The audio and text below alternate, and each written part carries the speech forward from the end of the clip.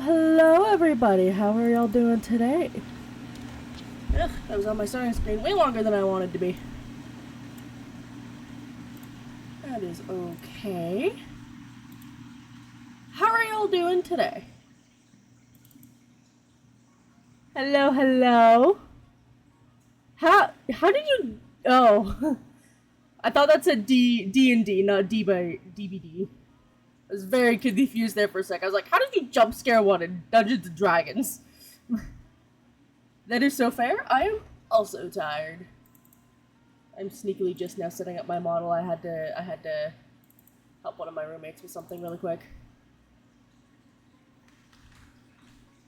We're playing the gay lawyer game. By that I mean Ace Attorney.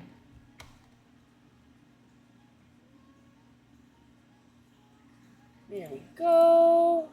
Fucking get rid of that. Get rid of that. Alright. Yes, I accept whatever. If someone attack a...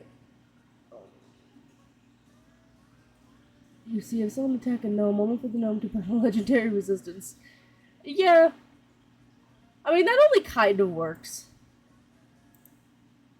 Alright. Let me... What are my options? Alright. Fuck.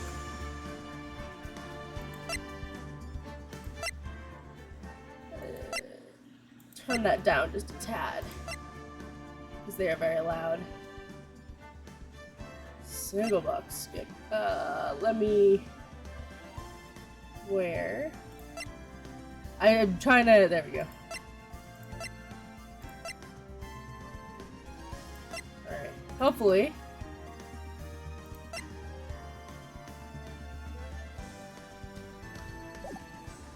Hopefully. Nobody expects the gnome to burn a legendary resistance. They can, depending on the circumstance. So yeah, I've got the first 3 games. I've got the trilogy.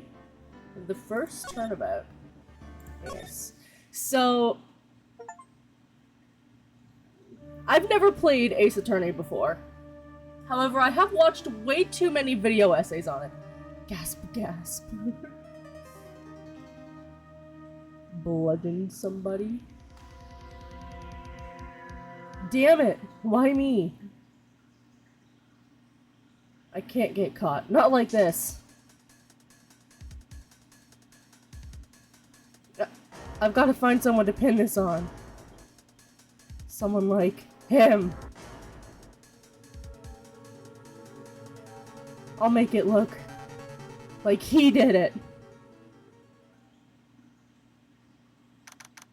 August 3rd, 9:43 a.m. District Court, Defendant Lobby number 2.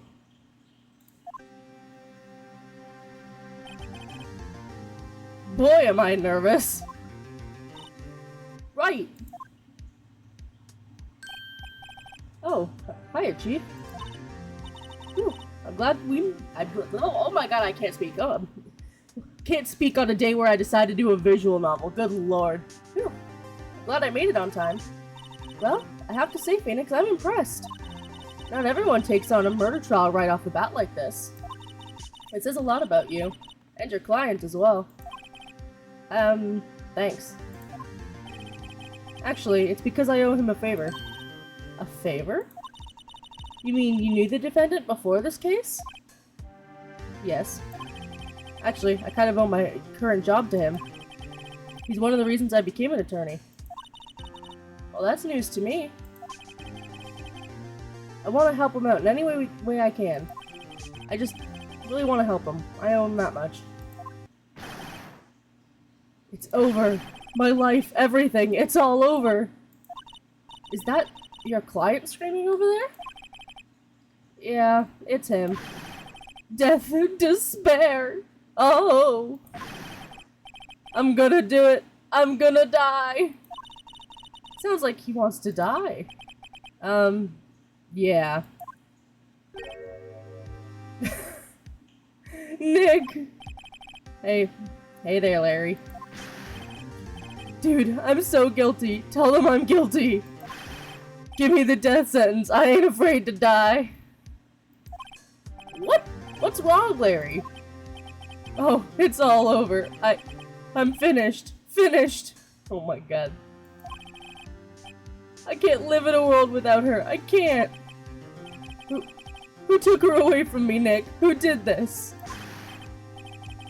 Aw, Nick, you gotta tell me who took my baby away. The person responsible for your girlfriend's death? The newspapers say it was you. My name is Phoenix Wright. Here's the story. My first case is a fairly simple one. A young woman was killed in her apartment. The guy they arrested was the unlucky sap dating her. Larry Butts. My best friend since grade school. Our school had a saying, when something smells, it's usually the butts. In the 23 years I've known him, it's usually been true. He has a knack for getting himself into trouble. One thing I can say though, it's usually not his fault. He just has terrible luck. But I know better than anyone that he's a good guy at heart. That and I owe him one, which is why I took the case, to clear his name. And that's just what I'm gonna do. How are y'all doing? August 3rd, 10 a.m. District Court, courtroom number 2.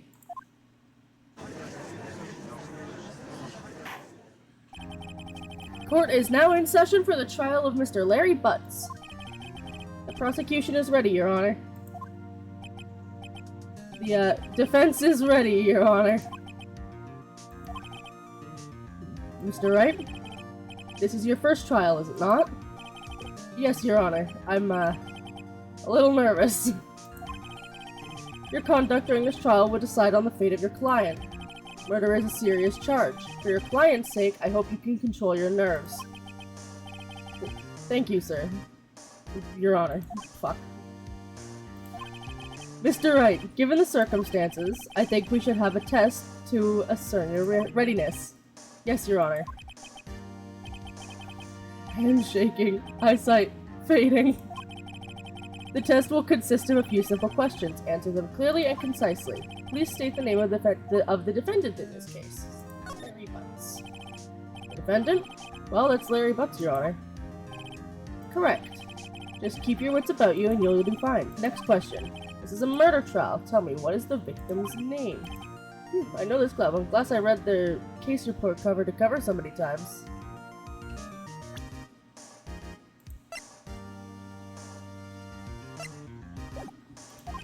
It's... wait. Uh-oh.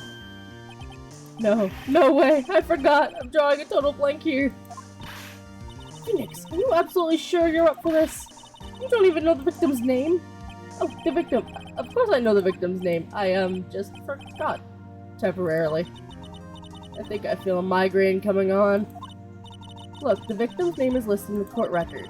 Just press tab to check it out anytime. Remember to check it often. Do it for me, please. I'm begging you. Mr. Wright, who is the victim in this case? The victim's name is Cindy Stone. Correct. Now tell me, what is the cause of death? She died because she was hit with a blunt force object. She was struck once by a blunt object. Correct. You've answered all my questions. I see no reason why we shouldn't proceed. You seem much more relaxed, Mr. Wright. Good for you. Thank you, Your Honor. Because I don't feel relaxed, that's for sure. Well then, first, a question for the prosecution. Mr. Payne? Yes, Your Honor? As Mr. Wright just told us, the victim was struck with a blunt object. Will you please explain to the court just what that object was?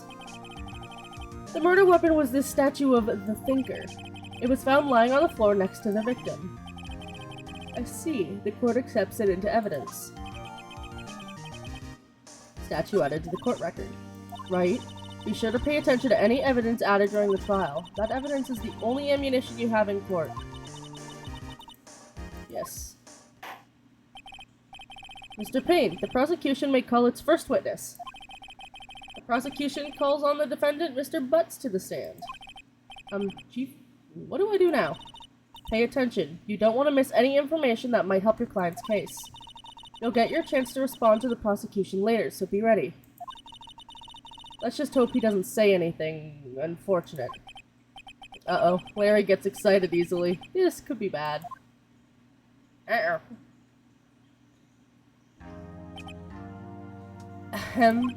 Mr. Butts, is it not true that the victim had recently dumped you? Hey, watch it, buddy. We were great together. We were Romeo and Juliet, Cleopatra and Mark Antony. Didn't they all die?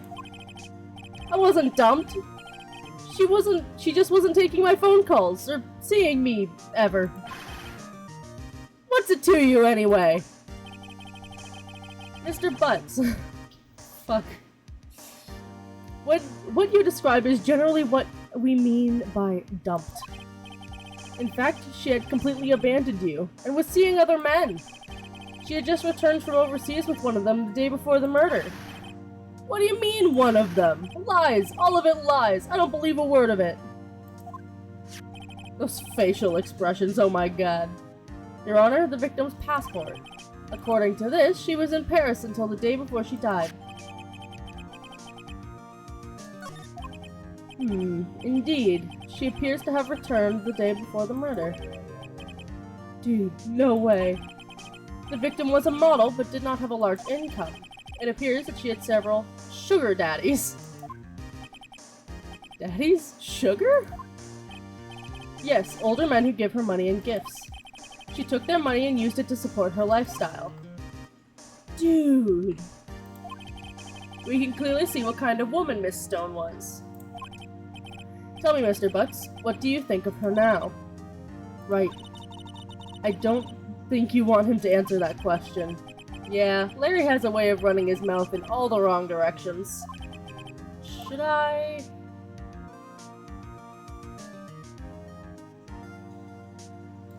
Stop him from answering. My client has no idea that the victim was seeing other men. That question is irrelevant to the case. Oof. Dude, Nick, what do you mean irrelevant? That cheating she-dog.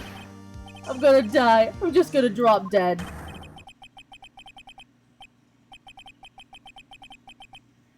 Yeah, and when I meet her in the afterlife, I'm gonna get to the bottom of this.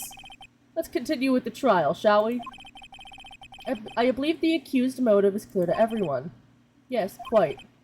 Oh boy, this is so not looking good. Next question. You went to the victim's apartment on the day of the murder, did you not? Well, did you or did you not? Well, maybe I did and maybe I didn't. Uh-oh. He went. What do I do?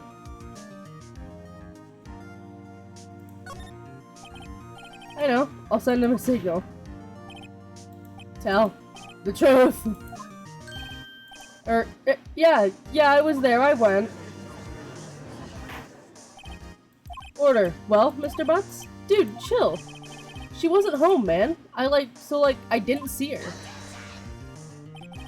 Your Honor, the defendant is lying. Lying? The prosecution would like to call a witness to prove Mr. Butts is lying. Well, that simplifies matters. Who is your witness? The man who found the victim's body, just before making the gruesome discovery. He saw the defendant fleeing the scene of the crime. Order! Order in the court! Mr. Payne, the prosecution may call its witness. Yes, Your Honor. This is bad. On the day of the murder, my witness was selling newspapers at the victim's building. At the victim's building, blah blah blah. Please bring Frank Sawit to the stand. Sawit.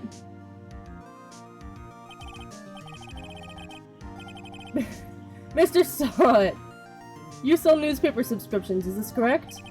Oh yes, newspapers, yes. Mr. Sawit, you may proceed with your testimony. Please tell the court what you saw on the day of the murder.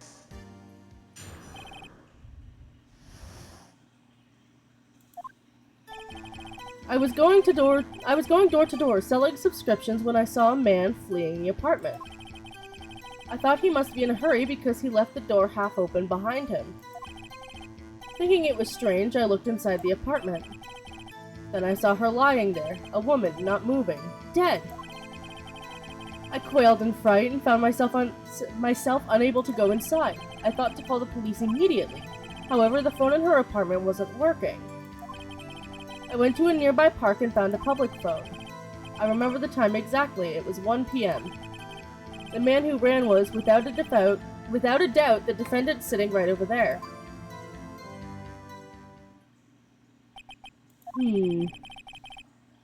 Larry, why didn't you tell the truth?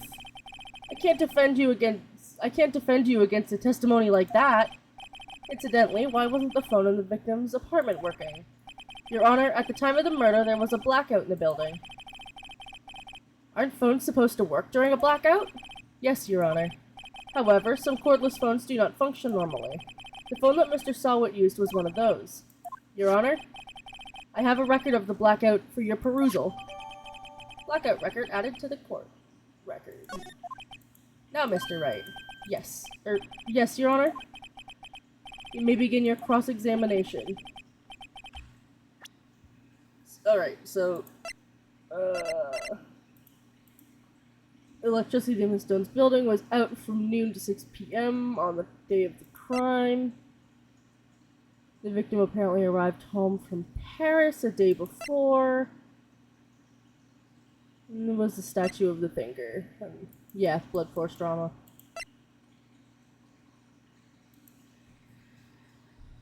Okay. Cross-examination, Your Honor? Alright. Alright, right, this is it. The real deal. What exactly am I supposed to do? Why, you exposed the lies in the testimony the witness just gave you. Lies? What? He was lying? Phoenix, did you not go to law school? How the fuck did you become an attorney if you don't know this shit? Your client is innocent, right? I know, right? Like, what the fuck? Then that witness must have lied in his testimony. Or is your client really guilty? How do I prove he's not? You hold the key. It's in the evidence. Compare the witness's testimony to the evidence at hand. There's bound to be a contradiction in there. First, find contradictions between the court record and the witness testimony. Then, once you find the contradicting evidence, present it and rub it in the witness's face. Okay. Open the court record with tab and point out the contradictions in the testimony.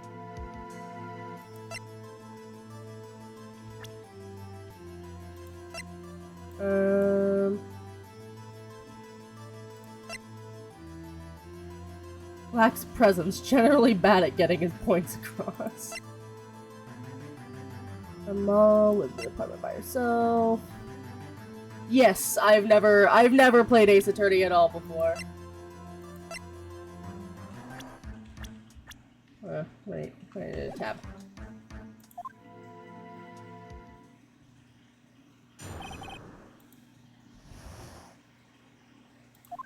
Yeah, I'm figuring out how it goes. Yeah, I've been listening to a lot of video essays on it, and it's finally piqued my interest enough to decide to. I've also had it sitting in my library for a while, and I keep meaning to play it. And I'm finally being able to. I was going door to door selling subscriptions when I saw a man fleeing an apartment. I thought he must be in a hurry because he left the door half open behind him. Okay. Thinking it was strange, I looked inside the apartment. Mystic, sit down. What I'm about to say is heavy. Oh god. Besides, I'm already sitting.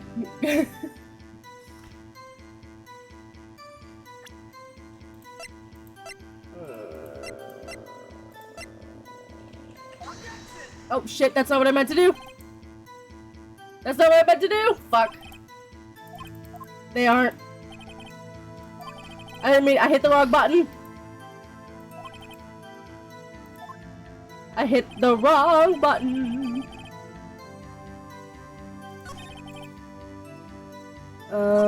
I thought to call the police immediately. So how's your day going? Yeah, I know the story is good. However, the phone in her apartment wasn't working. There was a blackout in just the building?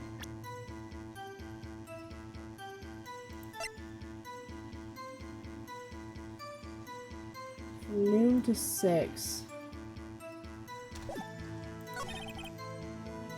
It was 1 p.m. That's all of it. There must be a contradiction in there somewhere. Examine the court record with tab if something strikes you as being suspicious. Then, find the evidence that contradicts his testimony and present it to the court.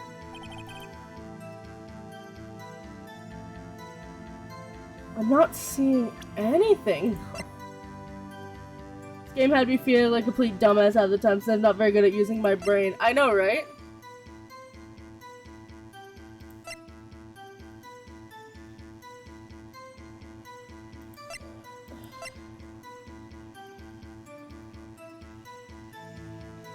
Oh! Okay, okay.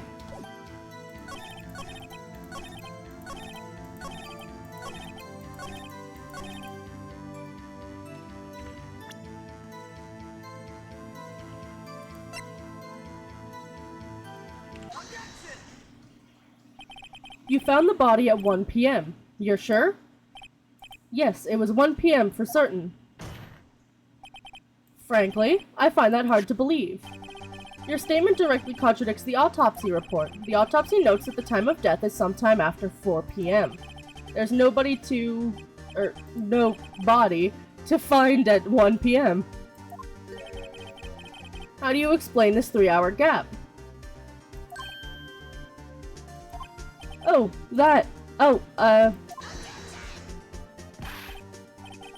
This is trivial. The witness merely forgot the time. After his testimony, I find that hard to believe. Mr. Sawit? Why were you so certain that you found the body at 1 p.m.? Gee, that's a really good question. Good job, Wright. Way to put him on a spot. That's all you have to do. Point out the contradictions. Lies always beget more lies. See through one, and their whole story falls apart. Thank you for the follow! Wait, I remember now. Would you care to give your testimony again?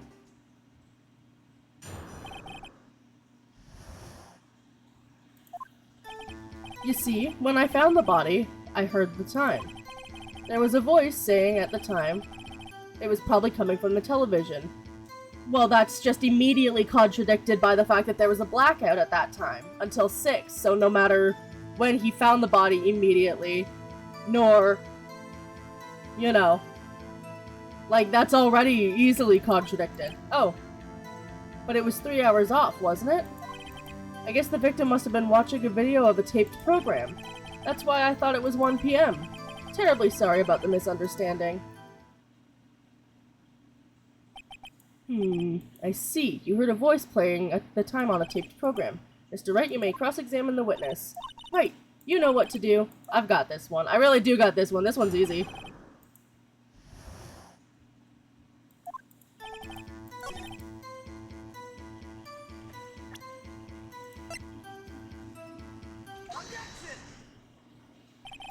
Hold it right there. The prosecution said there was a blackout at the time of the discovery.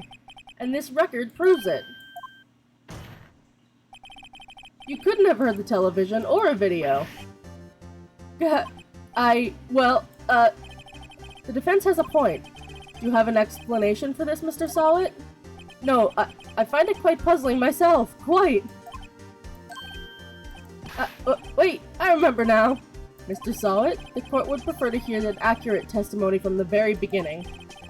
These consistent corrections are harming your credibility. That, and you seem rather distraught. My apologies, Your Honor. It, must have been the shock of finding the body. Very well, Mr. Sawit.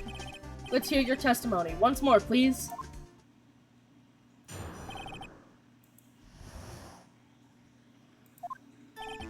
Actually, I didn't hear the time I saw it. There was a table clock in the apartment, wasn't there? Yeah, the murder weapon. The killer used it to hit the victim. That must have been what I saw. It's not a clock. You saw a clock? I guess that would explain it. The defense may cross-examine the witness. Gladly.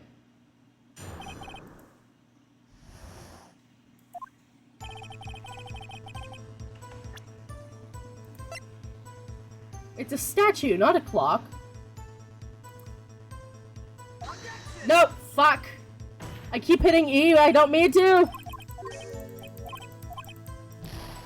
Fuck. I keep hitting the button by accident.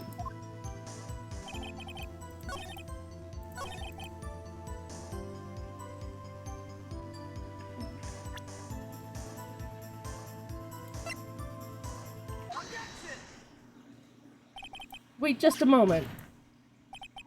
The murder weapon wasn't a clock, it was a statue. Now how is this supposed to be a clock? What? You with your objections and your evidence? Just who do you think you are? Just answer the question, Mr. Sawit. Hey, I saw it in there, okay? That's a clock. Your Honor, if I may. Yes, Mr. Payne? As the witness stated, the statue is indeed a clock. The neck is a switch. You just tilt it and it says the time out loud. It doesn't look like a clock. As it doesn't look like a clock, I submitted it as a statue. My apologies. I see. So the murder weapon was a table clock after all. Well, Mr. Wright, it appears that the witness's testimony was correct. This is a clock. Do you have any problems with this testimony now?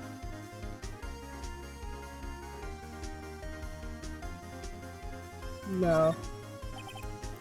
I guess not. There was a clock on the scene, so no problem. Right, are you out of your mind? That clock doesn't look like a clock at all. The witness couldn't have probably known it was a clock just by seeing it. He said himself, he never entered the apartment. It was in his testimony. Oh, right. Hey, you're right. Is something the matter? Does the defense have anything to add? Yes. Yes, I do. The only way he could have known if the weapon was a clock is to hold it in his hands. Yet the witness testified that he never entered the apartment. Clearly a contradiction. Indeed. The witness knew it was a clock because he knew the victim or went into the apartment. Well, we can at least prove he went into the apartment. You're lying. You were inside the apartment the day of the murder. Oh yeah? Prove it. Prove I went in there. I'll do better than that. I'll prove you were the one who killed her. You struck her with the clock and the shock of the blow triggered the clock's voice. That was the sound you heard. Order in the court. Intriguing. Please continue, Mr. Wright. Yes, Your Honor. Mr. Sawit, the sound must have left quite an impression on you. Understandable, since the murder weapon spoke just as you hit the victim. That voice was burned into your mind. That's why you were so certain about the time. What's the meaning of this? This is all baseless conjecture. Baseless? Just look at the witness's face. Would the witness care to elaborate? Did you strike the victim with the clock? That day, I never looked, the clock, I heard, no, I mean, I saw. Shut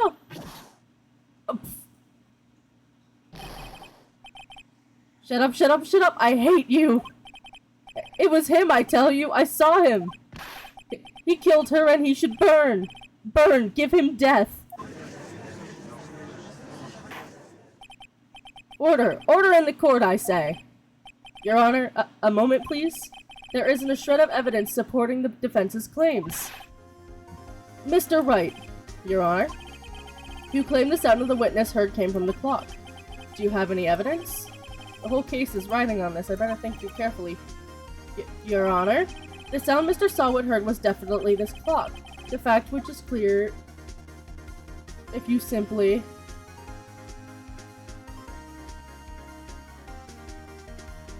try sounding the clock.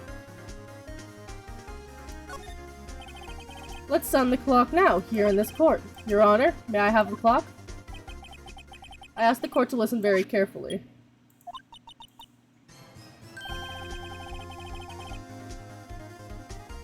It certainly is a strange way to announce the time. I like that it says, I think it's. Well, he is the thinker after all. So we've heard the clock. What are your conclusions, Mr. Wright? Mr. Payne, can you tell me what time it is right now? It's 11:25. As you can see, this clock is exactly 3 hours slow. Precisely the discrepancy between what Mr. Sawit heard and the actual time of death. So, Mr. Sawit, try to talk your way out of this one. You forgot one thing. Uh-oh. What's he talking about now? Well, it may seem like the clock is running 3 hours slow. It proves nothing. How do you know it was running 3 hours slow on the day of the murder? You can't prove that. You don't have a case.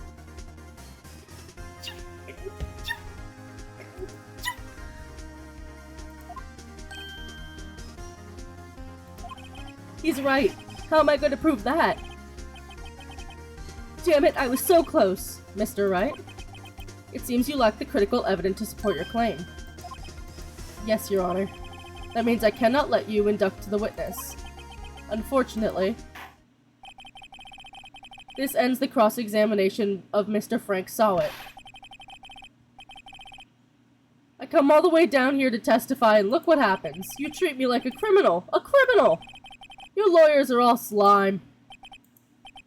I almost had him. Sorry, Larry, I failed you. There's nothing I can do about it now.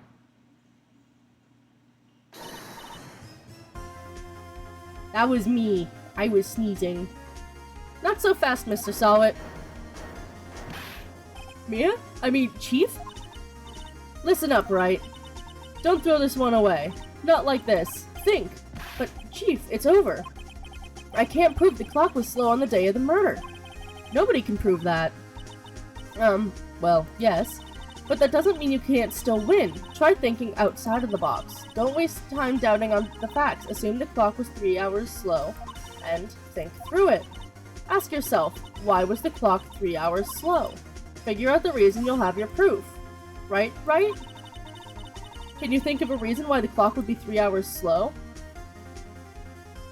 Yes, the fact that she was in Paris. Wait, maybe I can prove it. You must have evidence somewhere that you can prove it, right? Find it, let him have it. Well, Mr. Wright, you say the clock was already running slow on the day of the murder. Have you found the evidence to support this claim? Of course. There's a piece of evidence in the court record that can prove my claim beyond a doubt.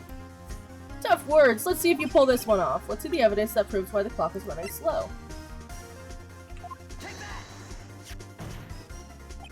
The victim had just returned home from abroad the day before the murder. As we all know, the time difference between here and Paris is 9 hours.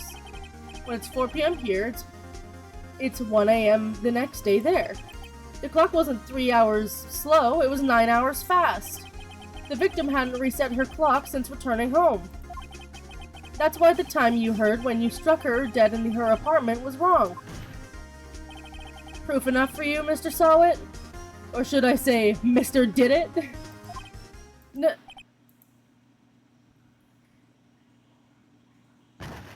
Oh shit, he died.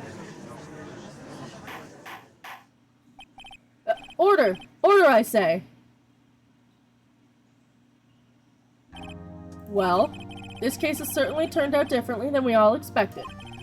Mr. Payne, your witness? He was arrested and has been taken away, Your Honor. Very well. Mr. Wright?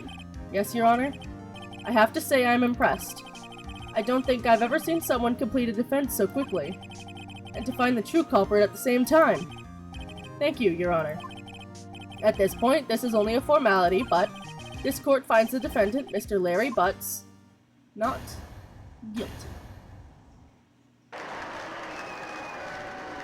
We did it! And with that, this court is adjourned. We completed the first one! I know it's literally just the tutorial level, but you know what? I'm proud! It turns out that Frank Sawit was a common burglar. He posed as a newspaper salesman to check and see when people were out of the house. That day, when Larry went to her apartment, the victim wasn't home. After he left, Mr. Sawit let himself in to do his dirty work. While she was searching her place, the victim returned. Flustered, Mr. Sawit grabbed the nearest blunt object he could find.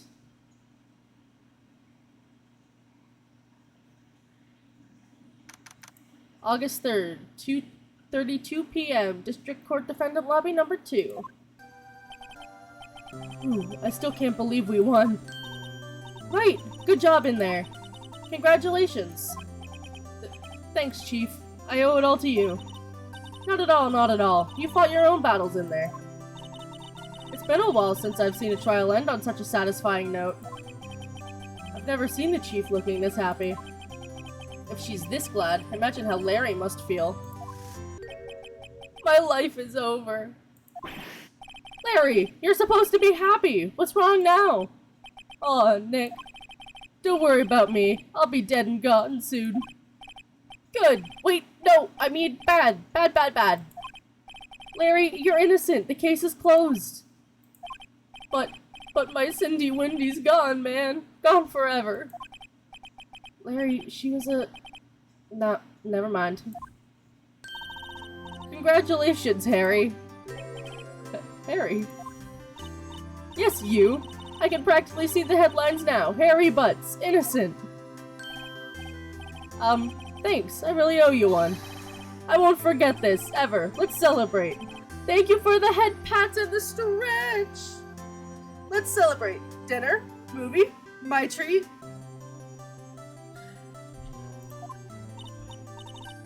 Oh no, I couldn't. Hey, I was the one who got you off the hook. Oh hey! Here, take this. It's a present. A present? For me? Wait, wasn't this the evidence that...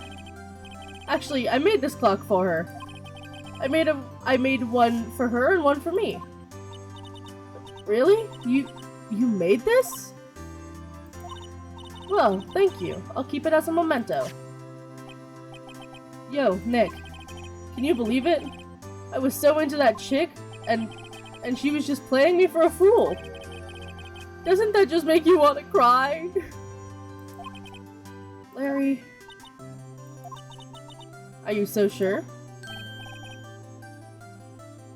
Excuse me? I think she thought quite a lot of you in her own way. Nah, you don't gotta sympathize with me. It's okay. Oh, I'm not just sympathizing, really. Isn't that right? I hate that. I hate right. Don't you have something to show your friend? Something that proves how she felt about him? Huh? Oh, yeah, right. What the heck is she talking about?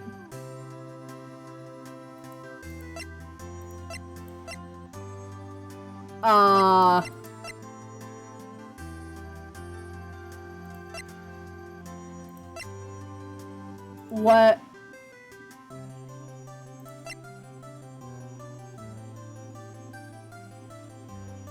Is there gonna be...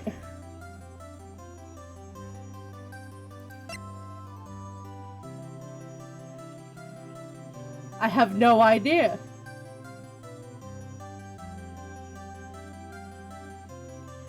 He said he made the two. I don't know. Check this out, Larry. Proof positive you weren't just some chump to her. Huh? What about that clock? This is the clock you made for her, Larry, and she took it with her when she traveled. Whatever, she probably just needed a clock, that's all. Who takes a clock with them when they travel? You think so? It's a pretty heavy clock to take traveling. Well, make of it what you will. Hey, Nick. I'm glad I asked you to be my lawyer. Really, I am. Thanks. Hope that made him feel a little better. Right? I hope you see the importance of evidence now. Also, hopefully you realize things change depending on how you look at them. People, too. We never really know if our clients are guilty or innocent. All we can do is believe in them. Thank you for the hydrate! And in order to believe in them, you have to believe in yourself. Right? Listen, learn, grow strong. Never let go of what you believe in. Never. Well, I think our work here is done. Shall we be off? Kinda wanna see... Well, I don't have a rune version, but I do have a Sable version. I have, one of the emotes that I have for Sable is actually the objection, pose. And once the podcast, reaches affiliate, then it will be one of the ones that's able to be used. Say, how about dinner? On me. I'll drink a toast to innocent butts. Yeah. Oh, speaking of Harry, you were saying part of why you became a lawyer was because of him. Yeah, part at least. You'll have to tell me more about it sometime. Maybe over drinks. And so, my first trial came to a close. Larry slapped me on the back and said, "Gee, Nick, it's good to have friends, but I'm pretty sure he's not gonna pay us. Unless you count the clock he gave Mia." I didn't know it then. But that clock was soon gonna be at the center of another incident. And my promise to tell the chief about me and Larry would be the one promise I wouldn't be able to keep. Bum bum bum.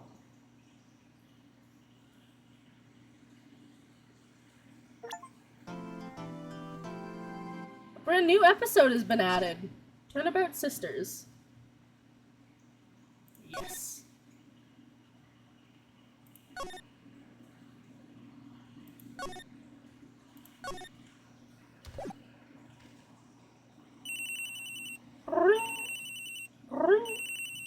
Makes Onyx freak out. Hello? This is Maya. Hey, Maya, it's me.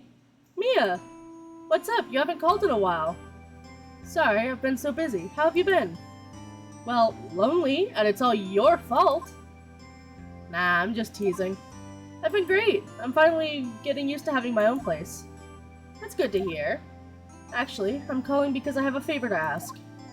I know. You want me to hold evidence for you? Sharp as always.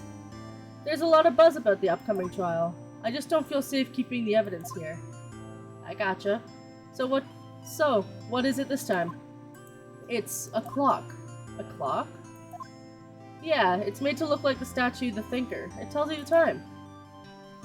I thought you might like it. You always liked toys. Hey, I'm not a little girl anymore, sis. Now. You know I'm only teasing.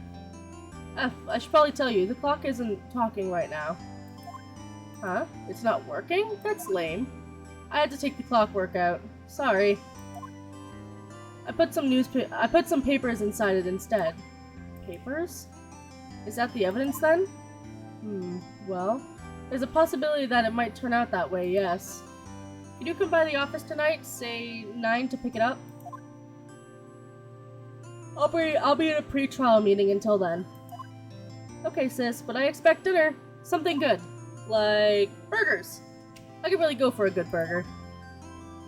Okay. We'll hit the usual joint. Alright, it's a deal. Okay, sis, see you soon. Yep, I'll be waiting, Maya. Conversation recorded. September 5th, 9:27 a.m. September 5th, 8:57. Faye & Co. Law offices. Now, Miss Faye, I'll take what's mine. The papers. I'm sorry, but I can't give you what I don't have. Miss Faye, you are a poor liar. Why, I see it right over there. That must be the Thinker that swallowed those papers. How could you know? Ho-ho! You are not configurous with my background? Gathering information is my business, you see. I should have been more careful. Oh, my dear Miss Faye, I am so very sorry, but I am afraid I must ask you for one more thing. Your internal silence. Farewell, Miss Faye.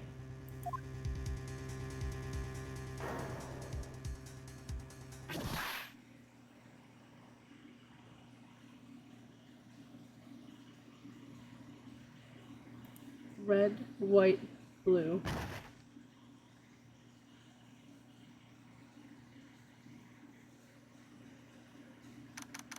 September 5th, 9:08 p.m. Fay & Co. Law Offices. Yeah. Uh-oh, I'm late. Huh? That's strange. I guess the chief left without me. She said her sister was coming over, so we should all go out for dinner. What's that smell? Blood? Mia? Maybe she's in her office.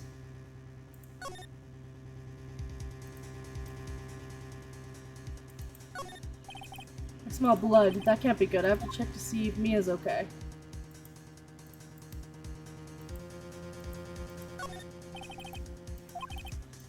Okay, well.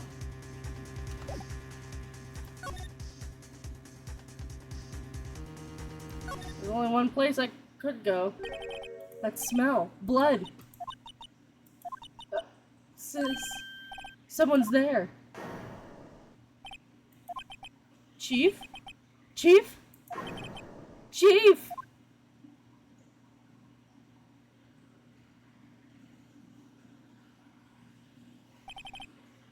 Who are you?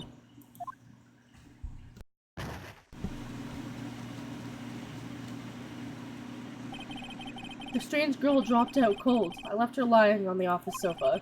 I went back to the chief where she lay under the window. Her body was still warm. I could feel it when I held her shoulder. Then, all too quickly, it began to fade. Until finally she was cold. Chief.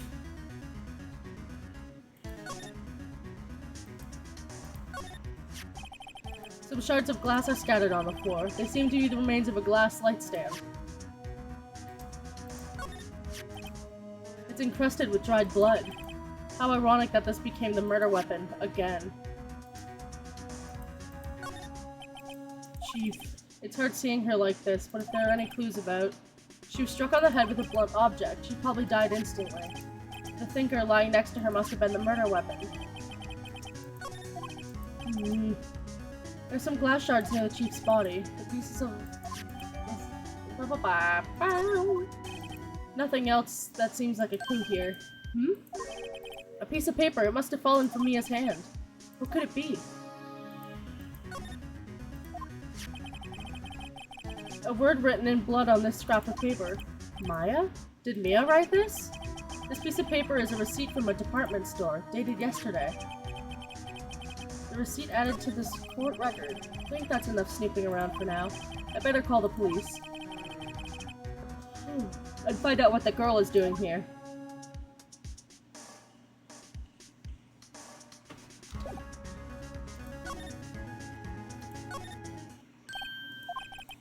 That girl just now, where did she go? I put her right here on that sofa. Uh-oh, I hope she didn't run on me. Don't scare me like that. Excuse me, but who are you? It's okay, I work here. Maya. Maya Fay. Maya Fay? Maya? So Mia was writing this girl's name. Maybe I should show her the receipt? I never thought there'd be a use for evidence like this outside the courtroom.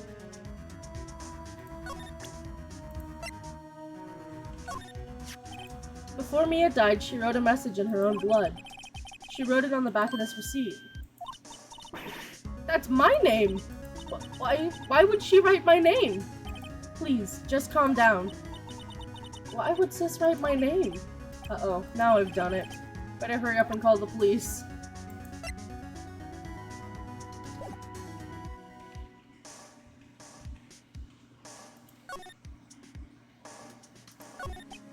So, you're the chief's sister. I'm her younger sister.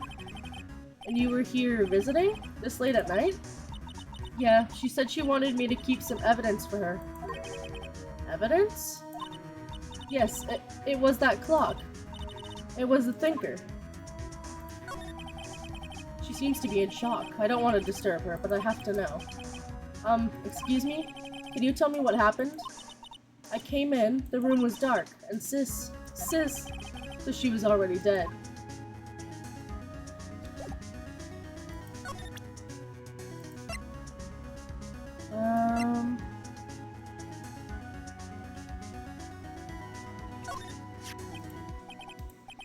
About the thinker. The thinker? That was... Oh, sis. Probably shouldn't have asked her about the murder weapon. Whoops. This was lying next to the chief. I know, I saw it there too. I thought they might be pieces of the light stand. Maybe. Never heard of a glass light stand before.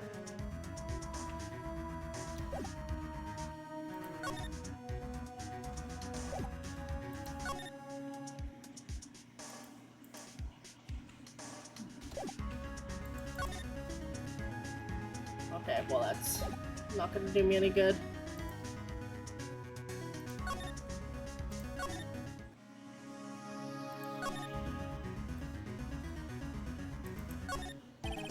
Perfectly normal office desk. The chief had pretty particular policy about office decor. Spend big on stuff the clients use, but keep your own stuff simple. Right. I better call the police. Oh, there's the phone. That's funny. A few of the screws on the receiver are missing. Looks like someone was halfway through taking it apart. Police? Please, come quick. What was that? Someone screaming from outside the window? She's staring right at me. She's holding a phone in her hand.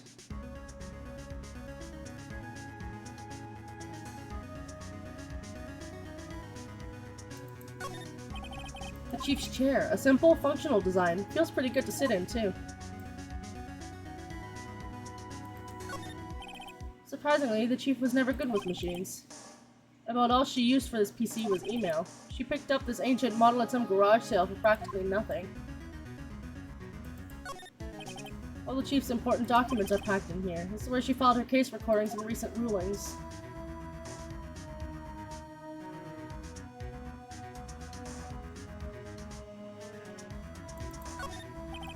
The phone receiver is missing a few screws. Better not use it.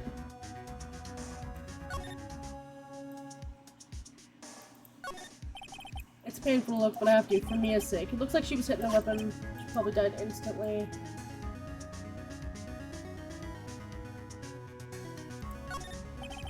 There's a large building right across from the office, the Gateway Hotel, a nice luxurious place. I think that might be everything.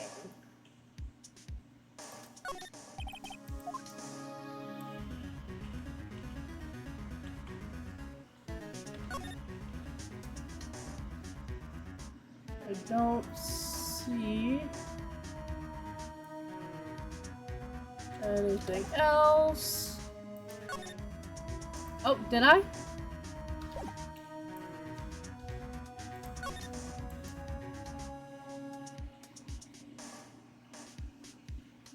What one did I miss?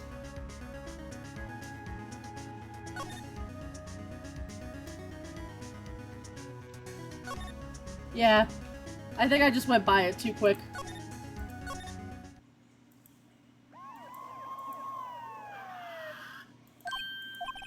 The police!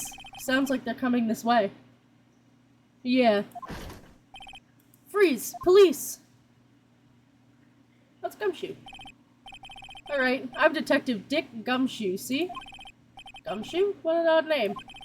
We received report from the building across the way, see? Got a person saying they saw a murder. It must have been the woman I saw. Anyway, I don't want either of you moving 1 inch, okay? Great. Just great. Maya. Wait, she wouldn't have... Nah. Whoa! Excuse me. The word Maya here mean anything to you? That's my name. What? The victim drew this here note in her own blood, see?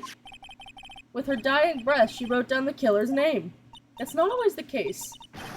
Killer? Case closed. You're coming down to the precinct, ma'am. What? Come on, Gumshoe. Don't be hasty. Mia's younger sister, Maya, was arrested on the spot.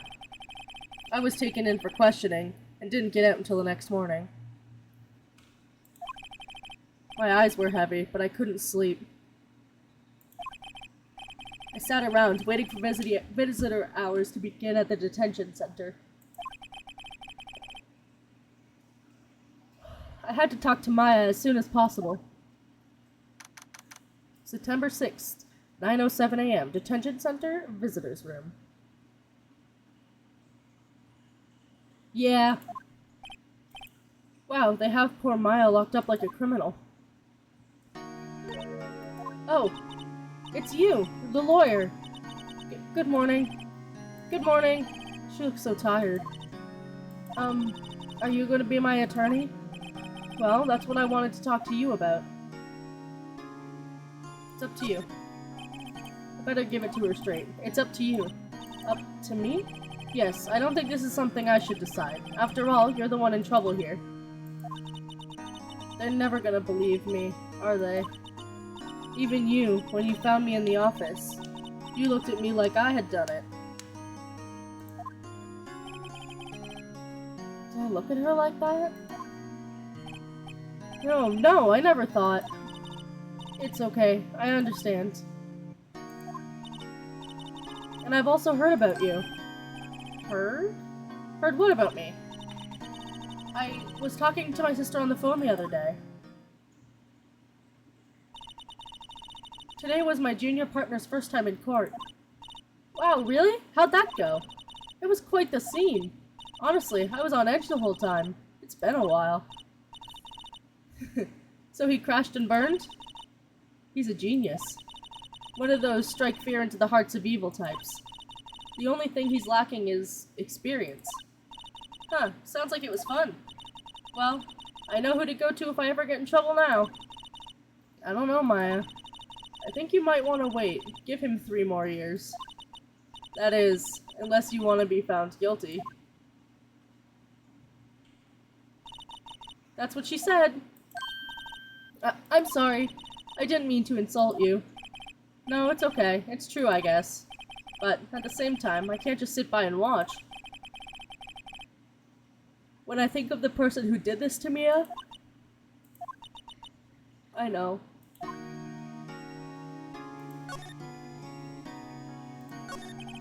There's something I've been wanting to ask you. Yes? What's with that outfit? Oh, this? This is what all acolytes wear. It's my uniform, you could say. Acolytes? Like people in religious training? Is it what you do? Oh, it's nothing strange, really. I'm a spirit medium. In training. A spirit medium? Pretty sure that qualifies as strange. So you're an acolyte, or a medium in training. That's right. The Fae family, especially the women, have always been very sensitive to the spirit world. Wait a second, you said the Fae family? So Mia was into this stuff too? Of course. She left the mountain to follow her career, she said. Her powers were first class, too. I had no idea. Wait, what? So you're a real, honest-to-goodness spirit medium? With ESP and all that? Yes. In training. Well, can't you contact me as spirit, then? We could just ask her who killed her. I'm sorry. I'm still in training. I couldn't do something like on that level. I thought that would be too easy. Could you tell me about the day of the murder? Yes. Let's see. That morning, I got a call from my sister. She wanted me to hold on to the piece of evidence for an upcoming trial. Evidence? Yes. That clock shaped like the thinker. The one Larry made.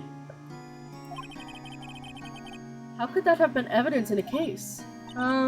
Right. She said something about that. I remember. Do you want to hear it in her own voice? Her own voice? Yes, I'm pretty sure our conversation is on my cell phone. You recorded it? Yeah, I forgot how to delete those things. So you say you have a conversation with your sister on your cell phone? Let's hear it. Right.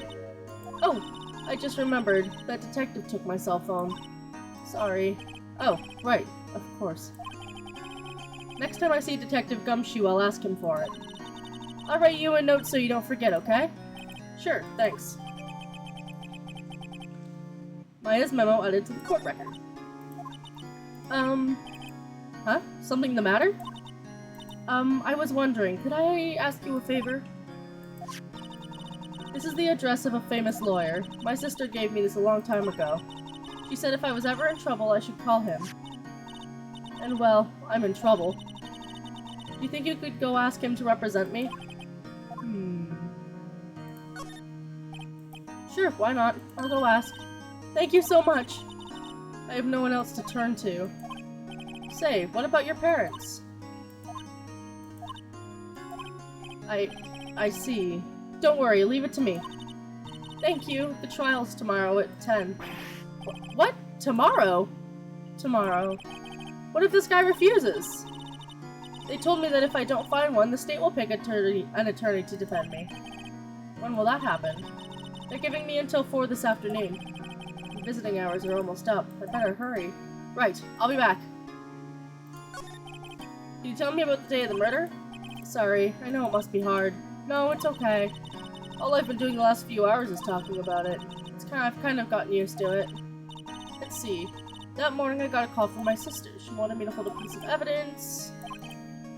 Practically qualifies as a serial murderer by now. So then, when did you arrive at the office? It was right around 9.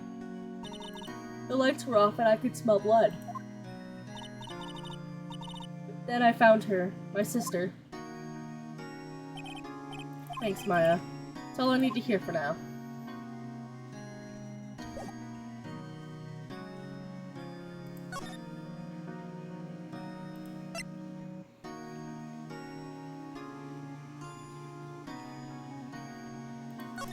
That's where we're going. September 6th, Grossberg Law Offices. According to the receptionist, the big boss is out. She couldn't say when he'd be back. Must be hard to keep track of anything when you're a famous lawyer. Not to mention, run an office like this. I guess I'll just have to come back later.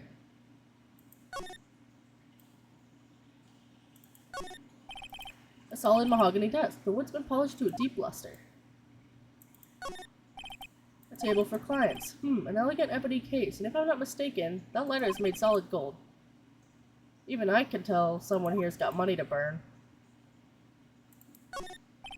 That painting has been bugging me ever since I stopped in here. The oil paint is so thick it's practically giving me a stuffed nose. I'm pretty sure the price is nothing to sneeze at either, for that matter. An expensive potted plant. No idea what kind of plant it is, but it's probably the most expensive one available. Expensive-looking mahogany bookshelves filled with expensive-looking books.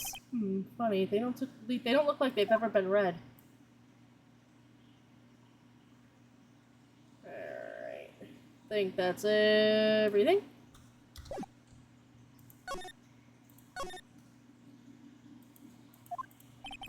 The office is filled with police officers. They're all busily searching for clues. Hey, you there!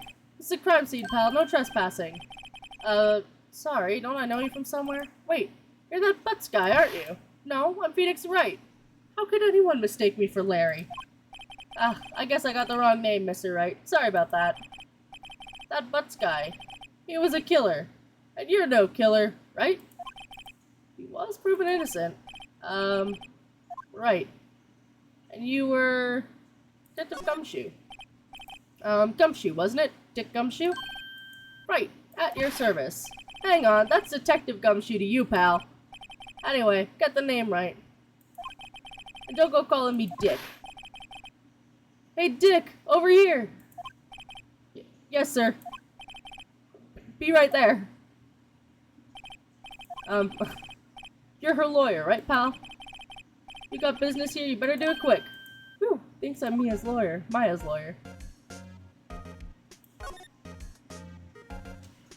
Okay. Mia's favorite potted plant. I remember it had this bizarre name no one could even remember. Cordyline stricta, pal. Who was that? An old movie poster. Apparently, this was the first movie that made Mia cry when she saw it. I'll have to check it out one of these days. Maya's desk, perfectly clean. Mia's... Fuck. The only thing missing is Mia. The sky is blue, and so am I. There's that hotel right across the way.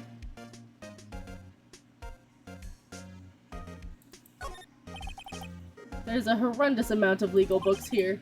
Scarier still is that Mia probably read all of these.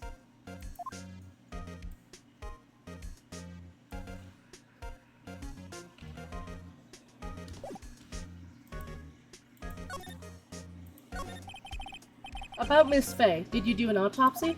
Hmm? You want to know the results, eh? Now, don't you look at me like that, pal. It's no use. She might have been your boss, but that doesn't mean you get any special treatment. Alright, you can see the report, but that's all.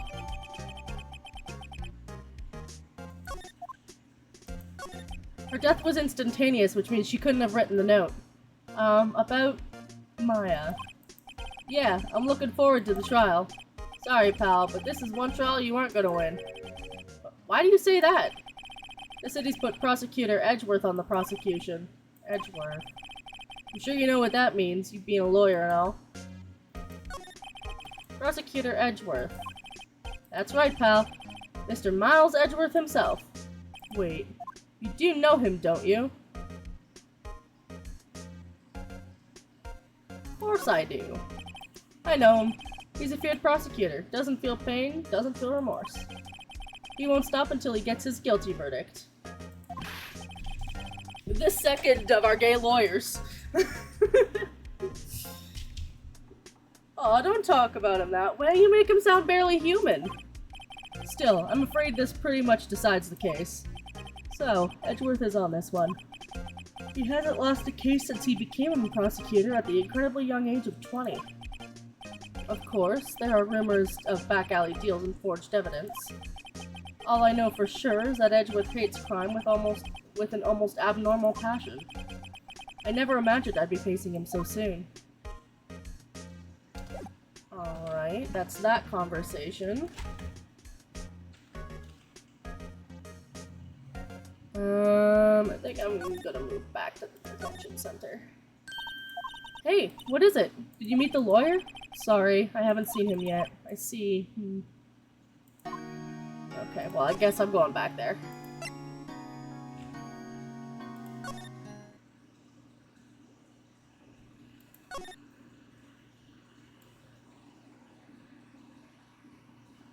Huh. There's definitely something I'm not doing that I should be.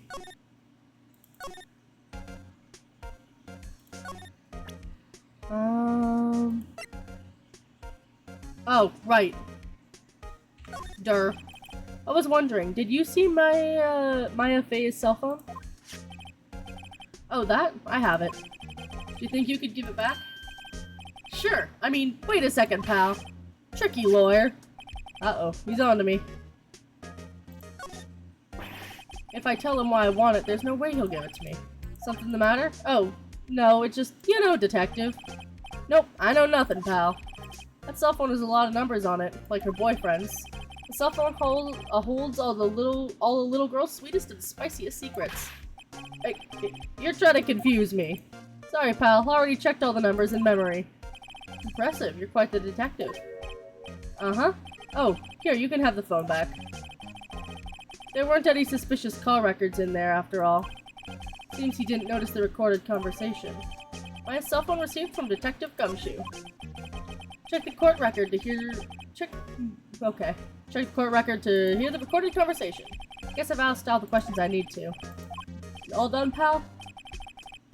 Yes, thank you. I'll be heading out now. Oh, why am I so sleepy? Oh my goodness. Oh, wait. One more thing I wanted to mention to you. I don't suppose you're planning on talking to that witness.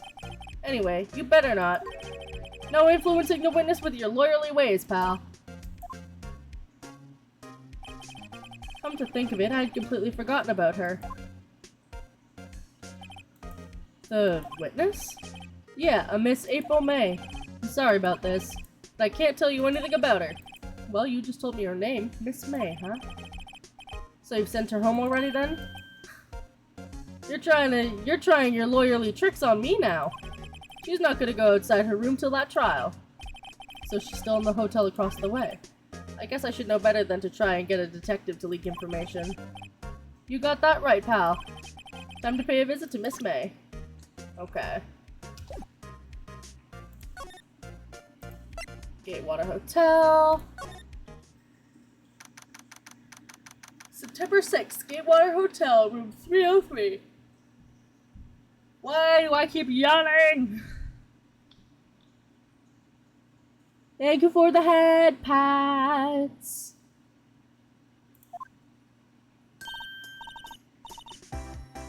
Well, hello there, handsome. Hi. Smooth, right? Real smooth. You're the lawyer, aren't you? The detective told me... He said, don't say nothing to that lawyer, pal. Hehe. Memo to self. Thank Detective Gumshoe for making my job harder. Gee, this is all like something out of a movie. It's all so exciting I can hardly contain myself. Oh, let me go freshen up, then I can look the part of the beautiful eyewitness. Thank you for the hydrate! I pity the lawyer that has to cross-examine this one.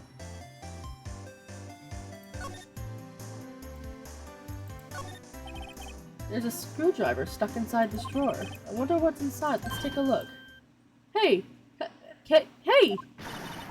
What are you doing? No touching! Ooh, bad boy. You really shouldn't pry around in other people's rooms now. You wouldn't want to make me upset, would you? Upset? I thought she was going to explode for a second there. I wonder what could be inside that drawer. Do you think you could tell me something? I need you to describe what you observed at the time of the incident. Ooh, observe. Incident. You sound like a lawyer. You sound just like a lawyer in the movies. I like a man with a big vocabulary. Better not encourage her. Do you know anything that, happened the other day? The bad thing? What did you see when it happened? I don't suppose you could tell me about it? Pretty please? Let me see. Well, dream on. If you want to know, you'll just have to come to court tomorrow, Mr. Lawyer. Oh boy. Could you... Just who exactly are you?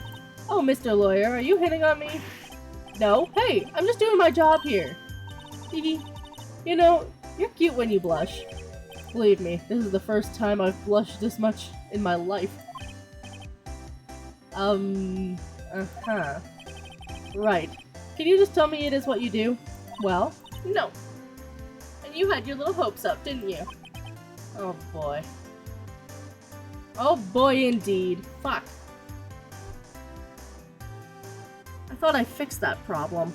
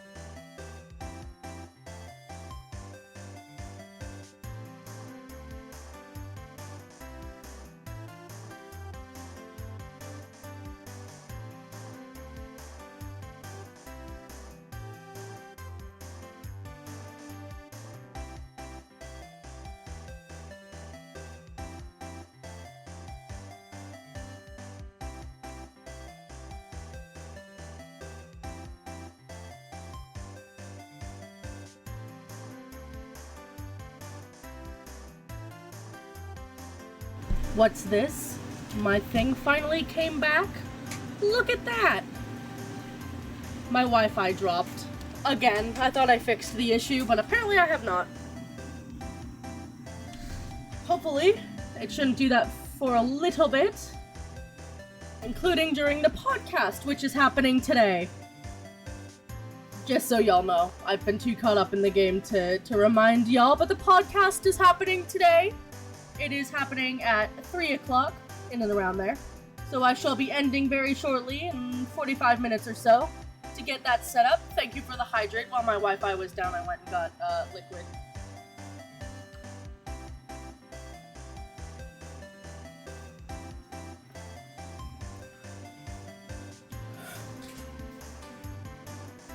Today we are talking about mental health, which is going to be very, very interesting. Liquid equals weed? No. Oh boy. I see there are 2 glasses on the table. Is someone staying here with you? Oh, what amazing powers of observation. You must be one of those famous detectives, like on television. Oh no, not me. I'm just a lawyer. Say, Mr. Big Detective, why don't you go look for clues in the garbage, huh? Miss May doesn't like nosy little lawyers. Oh boy.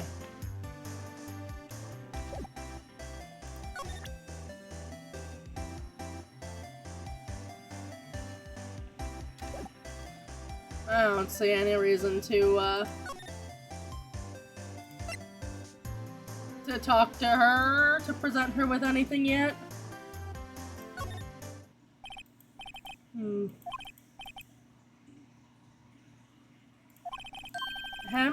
Well, if that wasn't the most over-the-top clearing of the road I've ever heard. Aha, so you're the one they say has been looking for me? Yes, that's me. He even looks grander than I imagined. That badge on your collar? Ah, so you're a lawyer, are you now? Yes, well, yes. And what do you want? I'm not particularly busy these days. Please, proceed. Not busy? Then how come no one can get in touch with you? Something the matter? You came to see the one and only Marvin Grossberg, did you not? Well, here I am, boy. What do you want? Out with it. Well, sir, actually about Maya Fey. Yes, Maya Fey. Go on. Why a strange reaction? Acha-cha. I'm really quite busy here, son.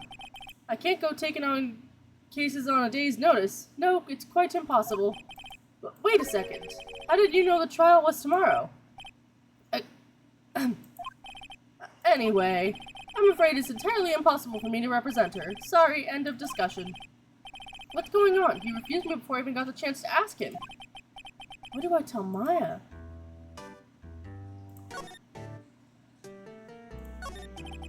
How do you know Mia Fey?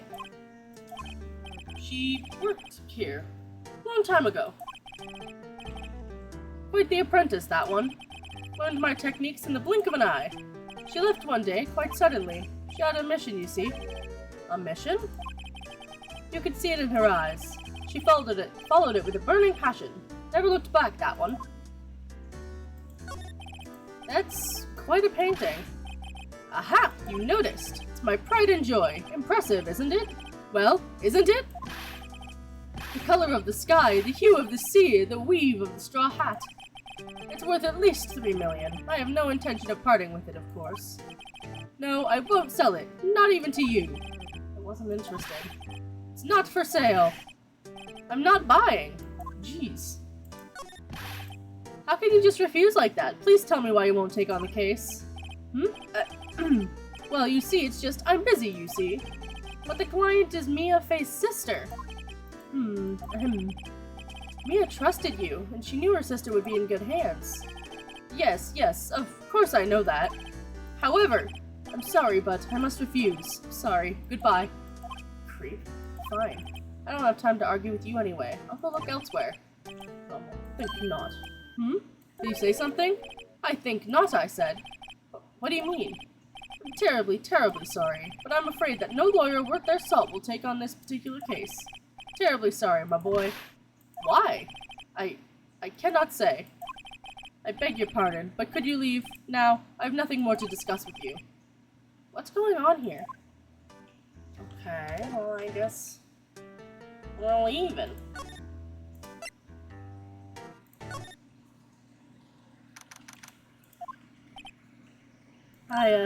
Oh, you're back! Did you find the lawyer?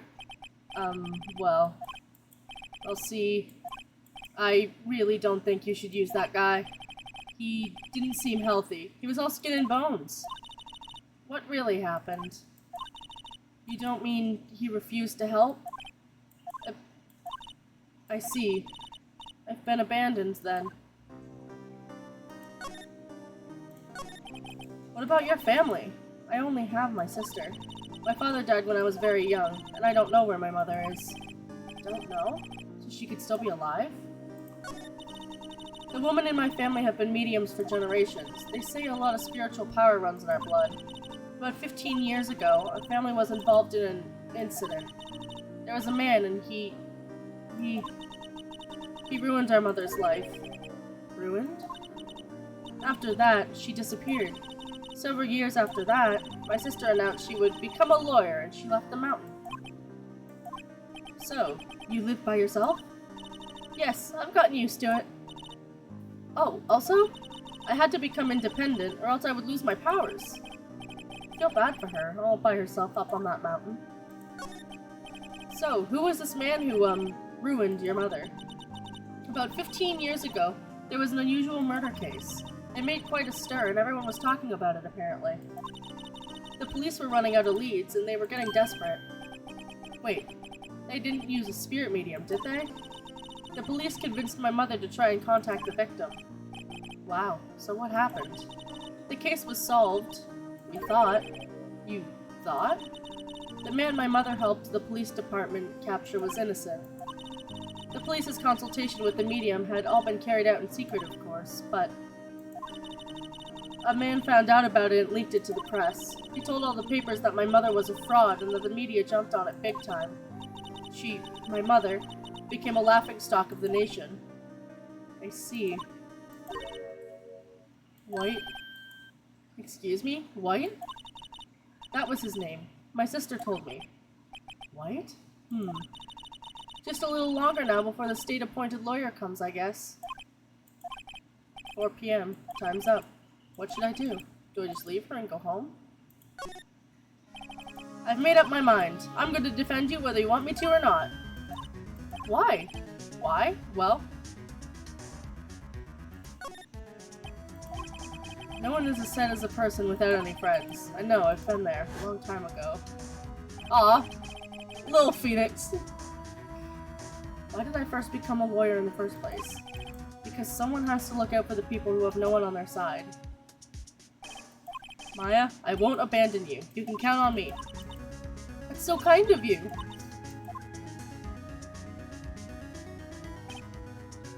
Well, let's fight this one and get you out of here. Right, thank you. Whew, she smiled at last.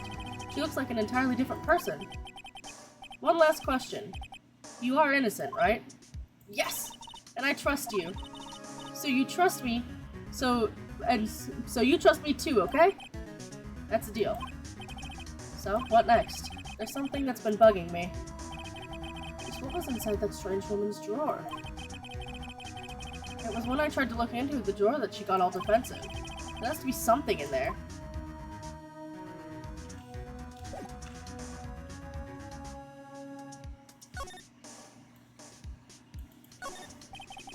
The guard monitors the visitor's room. He hasn't moved an inch. A real pro, this guy.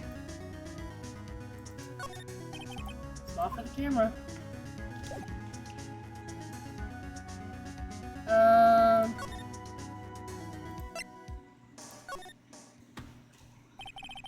Good afternoon, sir.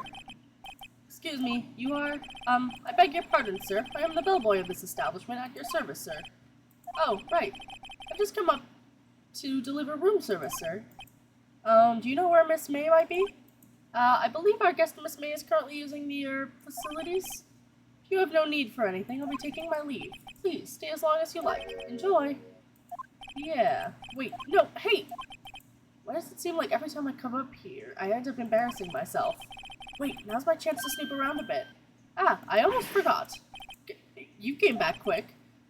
Might I ask you to inform Miss May that there is a message for her? Please tell her that a Mr. White of Blue Corp phoned. Oh, right. Sure. Mr. White of Blue Corp? Where have I heard that name? White. That was his name. My sister told me.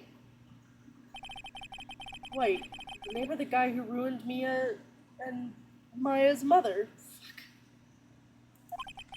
Could it be a coincidence? There's a screwdriver sticking out of that half open. Now's my chance to see what's inside. What do we have here? Oh, wiretap? What would a woman like her be doing with a thing like this? There's definitely something suspicious about this Miss May. Why would she have something like this in the hotel room? There's a story behind all of this. I know it. Alright, I'll be using this as a bit of evidence in tomorrow's trial, that's for sure. For Maya's sake. I'll get to this woman's bottom. Wait, I mean, you know what I mean. Oh, bellboy! Still here? Uh-oh, time to scram. I look forward to tangoing with you tomorrow, Miss May. In court. To be continued.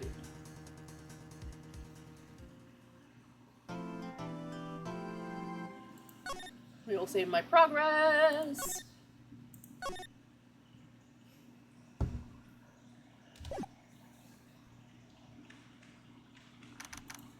September 7th, 10 a.m. District Court, courtroom number 1. Edgeworth! Court is now in session for the trial of Miss Maya Fey. The prosecution is ready, Your Honor. The defense is ready, Your Honor. Miles Edgeworth. I'd better not show any signs of weakness today, or he'll be on me in an instant. Mr. Edgeworth, please give the court your opening statement. Thank you, Your Honor. The defendant, Miss Maya Fey, was at the scene of the crime. The prosecution has evidence she committed this murder, and we have a witness who saw her do it. The prosecution sees no reason to doubt the facts in this case, Your Honor. I see. Thank you, Mr. Edgeworth. Let's begin then. If we may call on our first witness, Your Honor. The prosecution calls Chief Officer of the scene, Detective Gumshoe.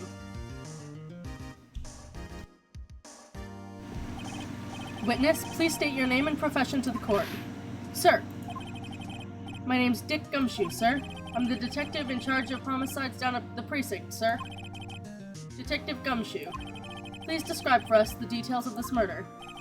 Very well, sir. Let me use this floor map of the office to explain. The body was found by this window here. The cause of death?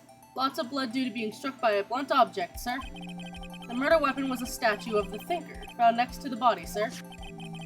It was heavy enough to be a deadly weapon, even in a girl's hands, sir. The court accepts the statue as evidence. They're still calling it a statue. Floor plans added to the court record. Now, Detective. Yes, sir.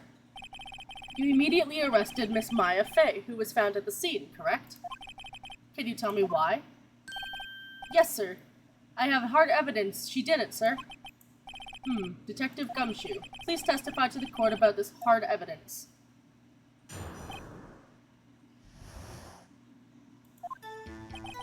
As soon as the phone call came in, I rushed to the scene.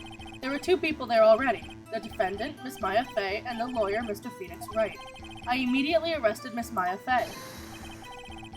Why? We have a witness account describing her. The witness saw Miss Maya Fey at the very moment of the murder.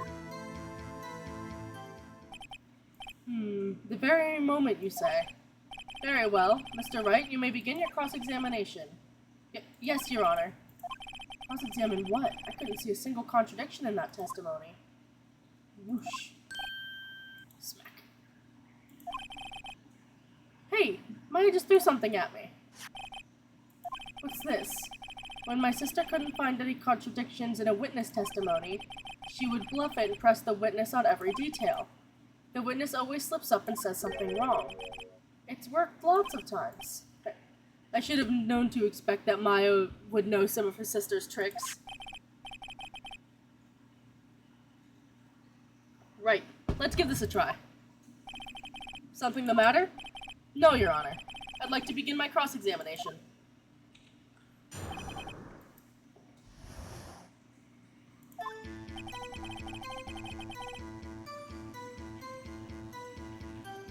As soon as the phone call came in, I rushed to the scene. There were 2 people there, defendant and a lawyer. Immediately, why? Witness.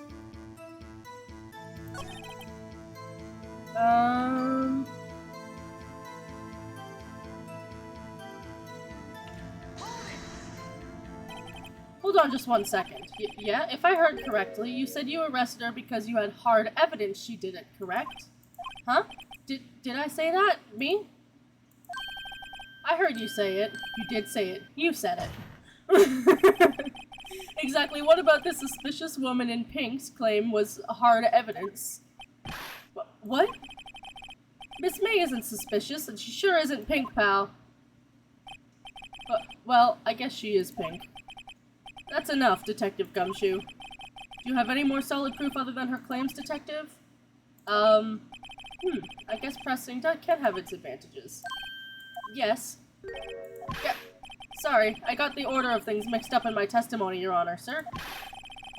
There's something I should have told you about first, Your Honor. Very well, Detective. Let's hear your testimony again.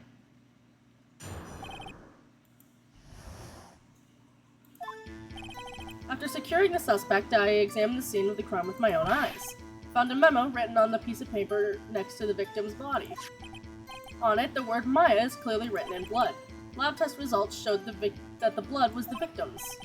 Also, there was blood found on the victim's finger. Before she died, the victim wrote the killer's name. How do you like that? That's my hard evidence. Before we begin cross-examination, I have a question for you, Detective. Your Honor? Why didn't you testify about this vital piece of evidence the first time? I know. I'm real embarrassed I forgot about it, Your Honor, sir. Try to be more careful. Very well, the defense may begin its cross-examination. Well, we have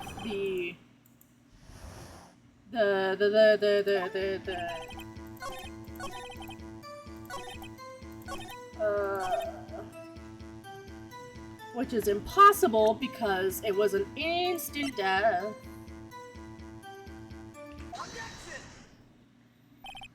Detective Gumshoe, there's one thing I want you to clarify for me here. You say the victim, Mia Fey, wrote this note, that she was accusing the defendant, Mia Fey? Fuck, I mixed it up. Is that really what you're saying? What? This isn't one of those lawyer tricks now, is it? Of course she wrote it. Who else could have?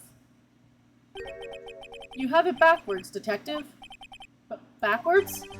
The victim is the only person who could absolutely not have written it. This is a report from your department, Detective. Immediate death due to the blow from a blunt force object. She died immediately. But no butting your way out of this one, Detective. Order! The defense has a point. Someone who died immediately wouldn't have time to write anything down. Mr. Wright, I beg your pardon. When exactly did you obtain that autopsy report? When? It was the day after the murder. No? Yeah, it was the day after. It was the day after the murder. The prosecution's point being... that autopsy report is outdated, Your Honor. What? A second autopsy was performed yesterday at my request. Death was almost immediate due to a blow from a blunt force object. But there is a possibility the victim lived for several minutes after the blow. I received those results this morning. No way. Your Honor, it's quite easy to imagine that the victim did have time to write Maya. That is all. Fucking bows. I see. Damn you, Edgeworth. I should have known you'd have something up your sleeve. Why, Mr. Edgewright? Mr. Wright, you look so shocked. Fuck, Edgewright. God damn it. Why do I do that? way too fucking often. There's way too many incidences of me fucking combining characters' names. Even just on accident. It's the fandom brain. You're a sham, the detective is a sham, and I'm a sham?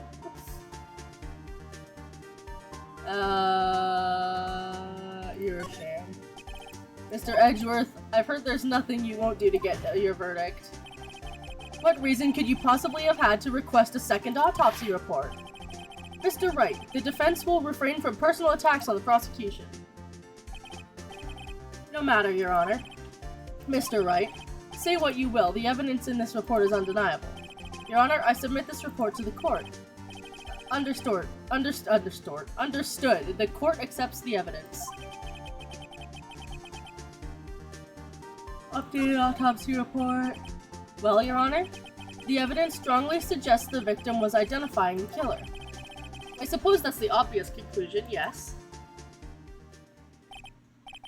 Darn, this isn't good. The prosecution would like to call its next witness. This poor, innocent girl saw the murder with her own eyes. Let the witness, Miss April May, take the stand.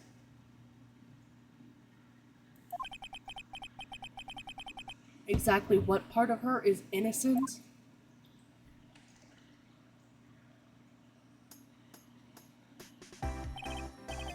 Witness, your name, please. April May.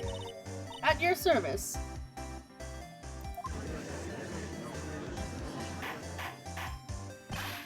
Order. An introduction should not require any reaction from the crowd. The witness will refrain from wanton winking. Aww. Yes, Your Honor. This is not good. She already captured the heart of every man in this courtroom. Tell us, where were you on the night of September 5th when the murder occurred? Gee, I was, like, in my hotel room? Teehee. I was checking in right after lunch. And this hotel is directly across from Fay & Co.'s law offices? Oh, across from lunch? That doesn't make sense.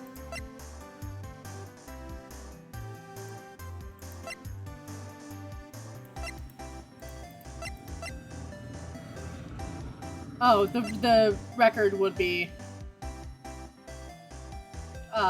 what it is. Saying to come around 9, so coming after lunch doesn't make sense. This hotel is directly across from Fay & Co. law offices? That's right, big boy. Please testify to the court about what you saw.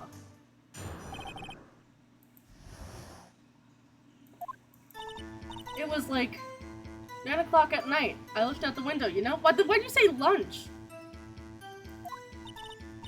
And then, oh, I saw a woman with long hair being attacked. The one attacking her was that mousy girl sitting in the defendant's chair. Then the woman, like, dodged to one side and ran away. But that girl, she caught up to her and she hit her. Then the woman with the long hair, she kinda slumped.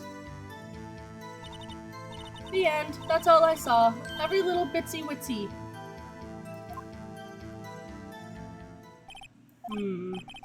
Well, Your Honor?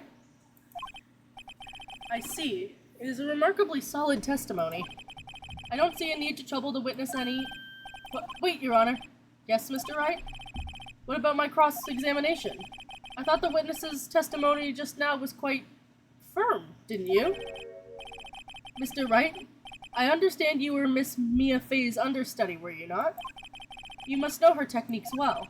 Her cowardly way of finding tiny faults in perfectly good testimony. Hey, how dare you? Well, Mr. Wright, will you cross-examine the witness? Yes, I'm doing it. I'll gladly proceed with the cross-examination, if only because I have a feeling Edgeworth doesn't want me to. She has to have some weakness. Very well, you may begin your cross-examination.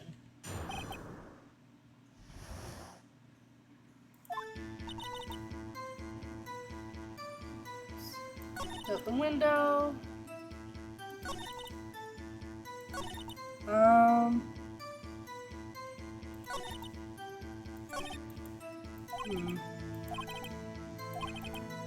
maybe I'd better... Well, yeah, obviously I need to press her on the facts. I'm just trying to figure out what facts to press her on.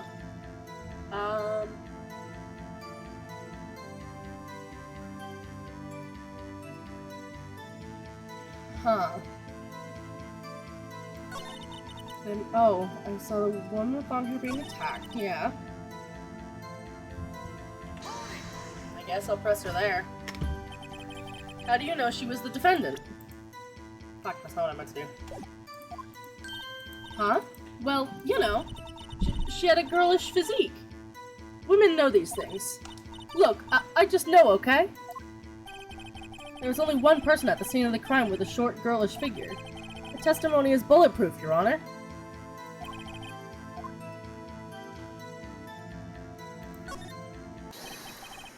Hold on a minute. That testimony stinks. What? Miss May, I'm willing to bet that... You're lying. Are you telling the truth? Did you really see the defendant?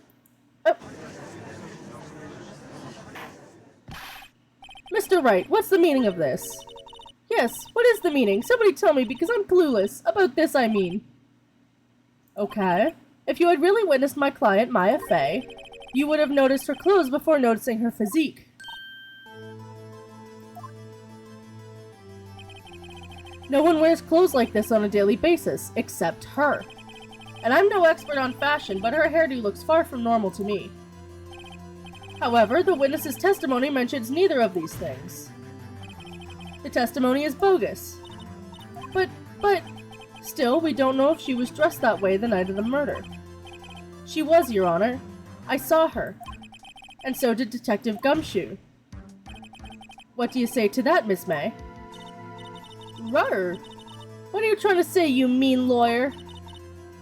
I saw what I saw. I just didn't think all the trifling little details were necessary, darling. Miss May, the court would like to remind you to please omit nothing in your testimony. I'm sorry, Your Honor. I'll be a good girl, I promise. Your testimony again, if you would. Damn, I almost had her.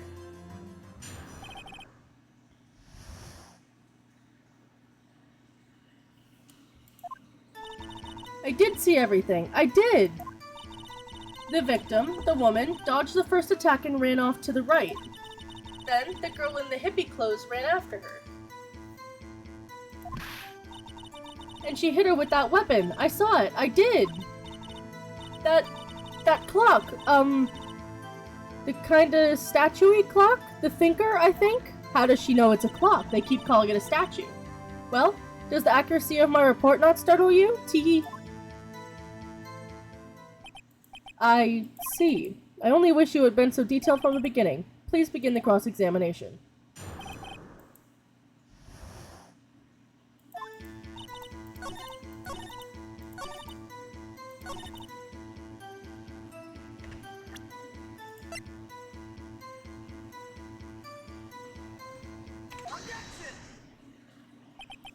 Miss May, what you said just now was quite revealing.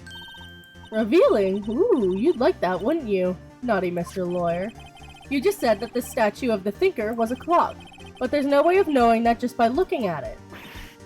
If another person is much in the same position as you recently called this a clock, too, and he was found guilty of murder.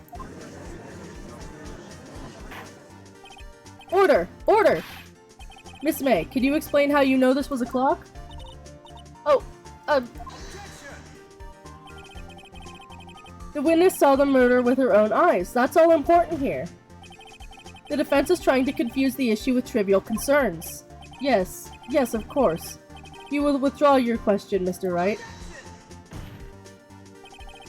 But questions are all I have, Your Honor. As you may recall, I caught murderers with these questions before. Well, only once. Objection sustained. You may continue to question the witness. Whew, that was close. If you stopped me there, the trial would be over. Huh? What? So, what happens now? What happens now is you answer my question. How did you know it was a clock? What? That's... because I heard it? Yes, I heard it say the time. So, you would have been to the law offices in Fay & Co. No, hey, I didn't say that. Why would you go there? I heard it from my hotel room, hee. The law offices in Fayunko where the murder took place is very close to the hotel. She could easily have heard the clock. Well, Mr. Wright, are you satisfied? No, Your Honor. I can't give up now. I'm not satisfied because... Your Honor, members of the court,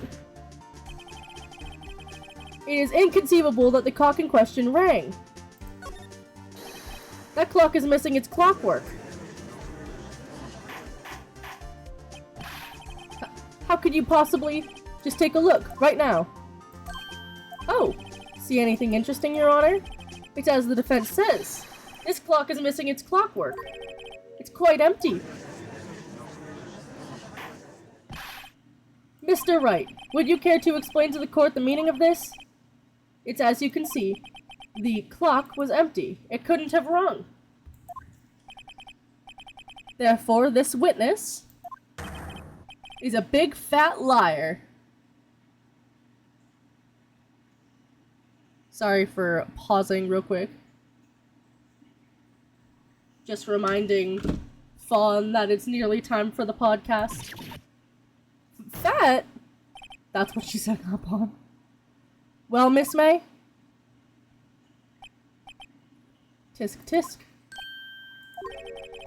Quite a show you've put on for us, Mr. Wright. He knew the clock was empty? Somehow. He knew! I'm afraid you've forgotten one thing, however. Indeed, the clock is empty. As you say, it can't ring. However, we must ask, when was the clockwork removed? Was it after the witness heard the clock? Then there are no contradictions. That's true. That is quite the possibility. The clock might have been emptied before she heard it. That is exactly what happened, Your Honor.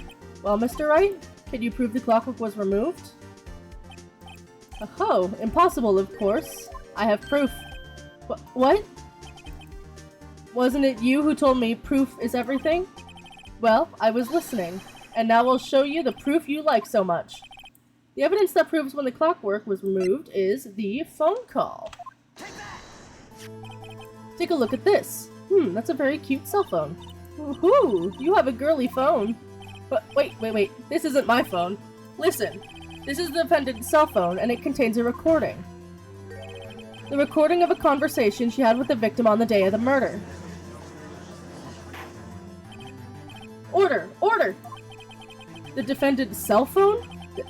This wasn't brought to my attention. Perhaps Detective Gumshoe overlooked it? The good detective better remember he's up for evaluation soon. Don't be so mean to Gumshoe, oh my god. Gotta say, I'm starting to feel bad for the big fella. Let's hear the conversation.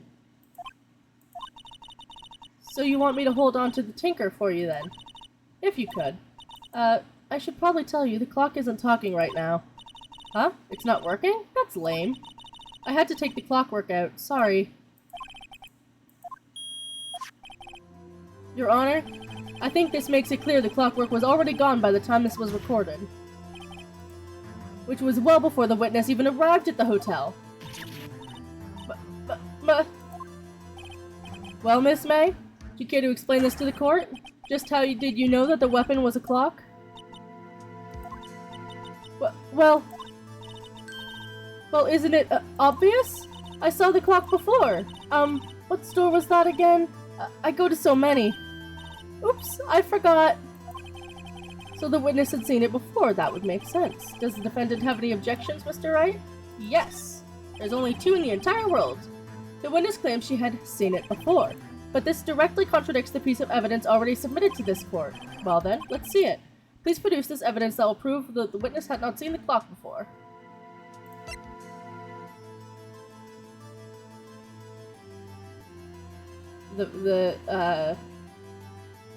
This is literally the only thing, is literally that it is made by Larry Butts, and there's only 2.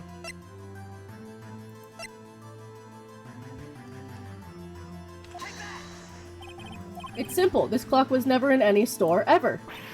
But what? A friend of mine made that clock. Only 2 exist in the world, and the one that isn't in here is in police custody. Impossible! Everything is sold in stores! Miss May, I think it's high time that you went shopping for a better excuse. Hmm. Oh? Excuses not on sale today? Oh? Oh! Whoa.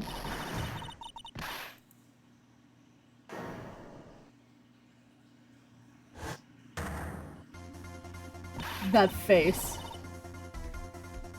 What's it to you, porcupine head?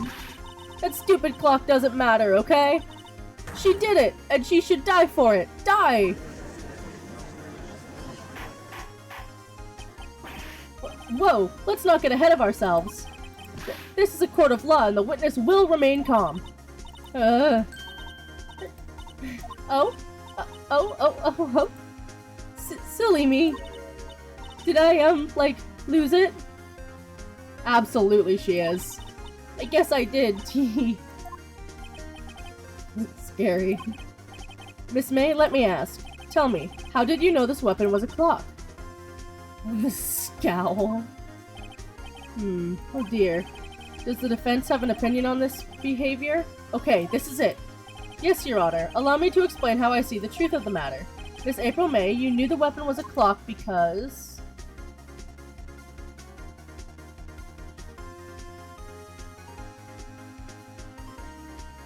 There's no way she's heard about it. This is familiar territory. We'll use the same approach as with Larry. Miss May held that very clock in her hands. Mr. Wright, when was this? When is this? When she used it to strike the victim. When else? Order! Order!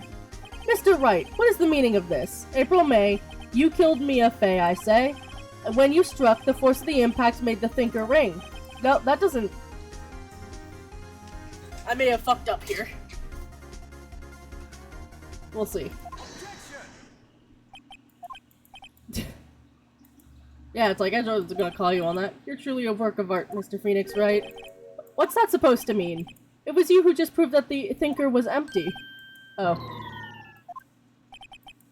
What's more, the witness has a rock-solid alibi. Miss May? Perhaps you could explain the poor, misguided Mr. Wright? That you were in the hotel at the time of the murder? She can't prove it. She did it. I don't think she did it. It would be my pleasure. No way. Yes way, Mr. Lawyer. Teehee, didn't the murder take place at 9 at night? Gee, that's the exact time I ordered some room service from the hotel bellboy. Incidentally, the bellboy corroborates the witness's story. Oh, fuck. Ergo, she was not at the crime scene. Rock solid. Mr. Wright, you've made a serious accusation against a perfectly innocent woman. Sorry, Your Honor. That didn't go so well, so I did fuck up. But if that's the case, then how did she know the thinker was a clock? Wait. Your Honor, I figured it out. There was only one other way that she could have known it was a clock. One way alone, and I have proof. Well, proof you say? Then the court will examine your proof, Mr. Wright. How did the witness know? Wiretap. Have a look at this. That? I found this in Miss May's room. Mr. Wright, please explain to the court what this is. Miss April May, you were tapping the victim, Miss Mia May's phone, weren't you? Were you not? Blah, blah, blah. Oh. Your Honor, this is irrelevant. I'm not entirely sure that it is. Objection overruled.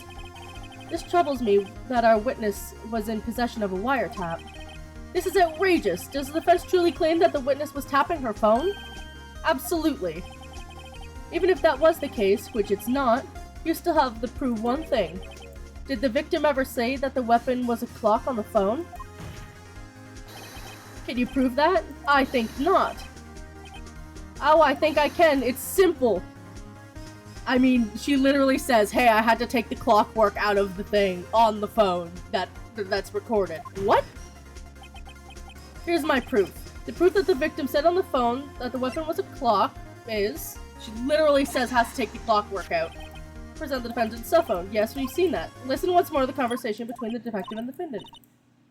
Called it a while. Well, actually, there's something I want you to hold on for me. Again, what's it this time? It's a clock. It was made to look like the statue of the thinker. It tells you the time. Miss April May, you used a wiretap to listen to this conversation. That's how you knew the thinker was a clock.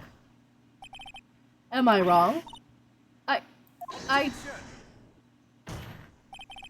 Your Honor, this is ridiculous. Your Honor, look at the witness's face. Does she seem amused to you? The defense demands an answer. Look, witness, answer the question. Did you tap her phone? Miss May. Shut up, all of you. What gives you the right to talk to me like that? You lawyer.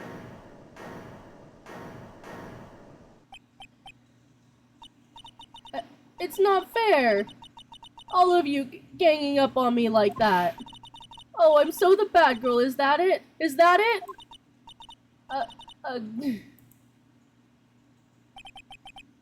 That did it. The court's seen a real Miss April May now. Now to deal the final blow. Miss May, why did you tap her phone? Answer the question.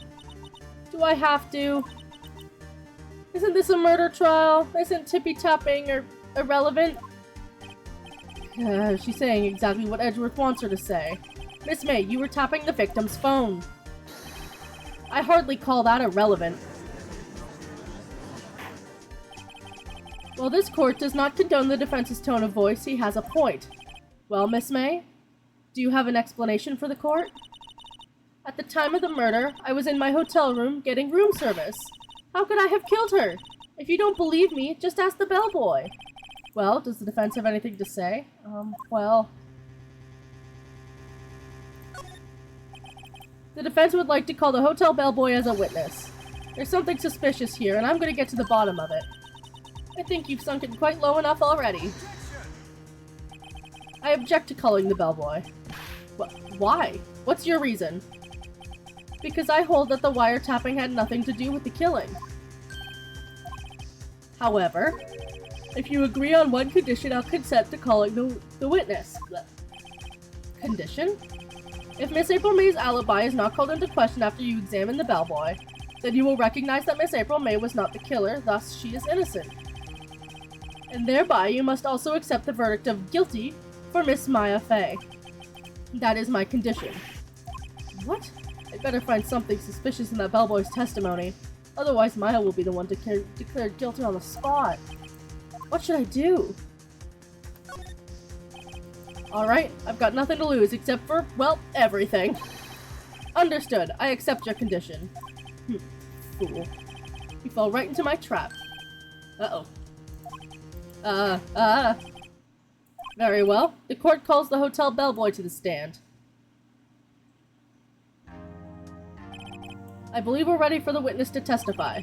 He certainly does look like a bellboy. Yes, sir. I received your summons in the middle of work, sir. I'm happy to be of service. The tea set looks rather heavy, so without further ado, the witness may begin with his testimony. Very good, sir.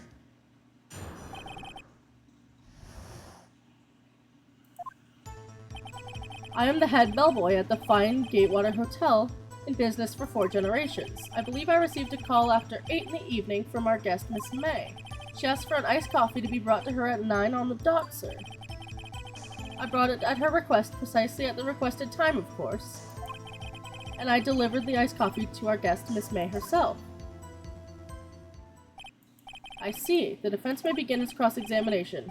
Right. I'm ready, I hope. This is it. If I can't prove Miss May was involved in the murder somehow, I will be finished.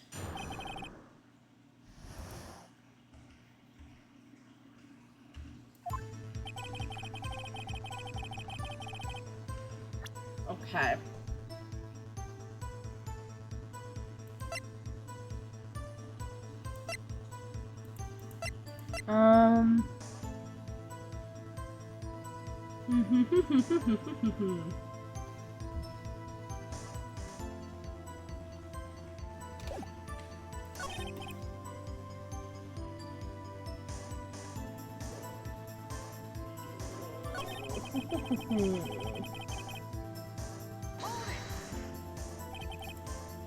Nine on the dot, you say?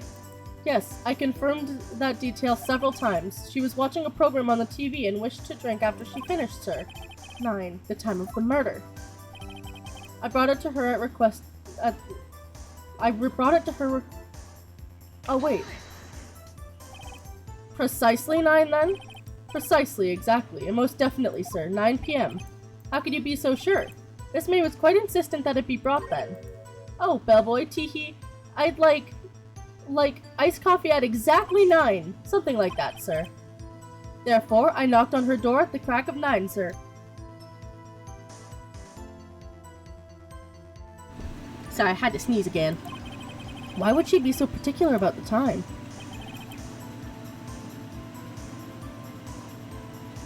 If he was delivering it to her exactly at 9, then she couldn't have been looking out the window. Are you sure it was Miss April May herself? Absolutely, sir. Absolutely? Yes, sir. As in, so very absolutely, sir. It's an endearing mannerism of mine. How come you're so very certain? Well, when I brought the room service, sir, the guest, sir, favored me with, embrasure, sir. Embrasure? Is that French for embrace? It's French for kiss, sir, but not a French kiss, sir. More of a peck on the cheek. Why would she have done that? I believe perhaps she was momentarily swayed by my prim demeanor, sir. It was the moment I shall never ever forget, sir. Sounds pretty fishy to me. I think our Miss May was up to something and wanted the bellboy to remember her. It's no good. There's nothing there. Is that it? Just finally you understand. This bellboy has absolutely no reason to lie. Now, if you have any decency, you will end this rather tedious cross-examination here. It was a bit tedious. The witness may leave the stand. I can't let this happen, can I? But wait, please wait. Yes, does the defense have something to add? One last question. Let me ask one last question. Your Honor, I must object. This charade of justice has gone on long enough. Now, Mr. Edgeworth. Alright, Mr. Wright. I will give you one more question, that's all. Okay, this is really it now. This is my last chance. What do I ask him about?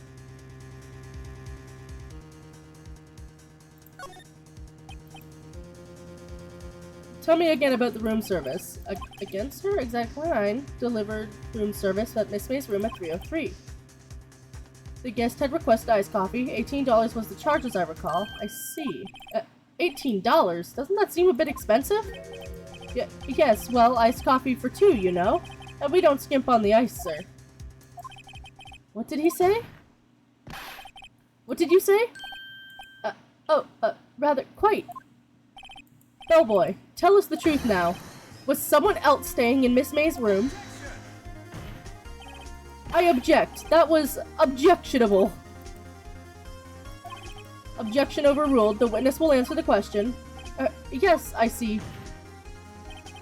Why did you not mention it in your testimony? Well, sir, you didn't ask. Nice try. That's the sort of thing you're not normally supposed to mention, or you're normally supposed to mention. Yes, quite, indeed. It was the, good barrister there, Mr. Edgeworth, who... He asked me not to mention it if I wasn't specifically asked, sir.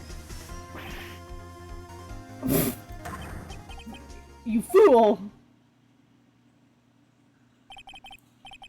I've done it! I've won! Miss April May checked in to a twin room with a man, correct? Yes, sir. Then, when you brought them room service, you didn't see that man in the room? That's right, sir. Your Honor, we have just learned of another person involved who may have been the murderer. In light of this new fact, I should hold that it's impossible to judge the defendant. Wouldn't you agree, Mr. Edgeworth? And who, Mr. Wright, who is this other person? Simple, it was...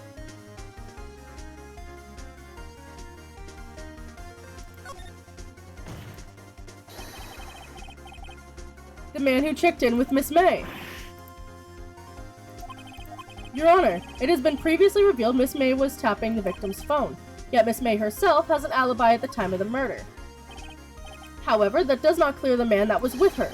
The bellboy saw no one else in the room at the time of the murder. My, what a convenient little setup, but it's too late. Too late? I suppose you'd like it if it was too late, wouldn't you? After all, it was you who hid the presence of the other man from this court. Upstart.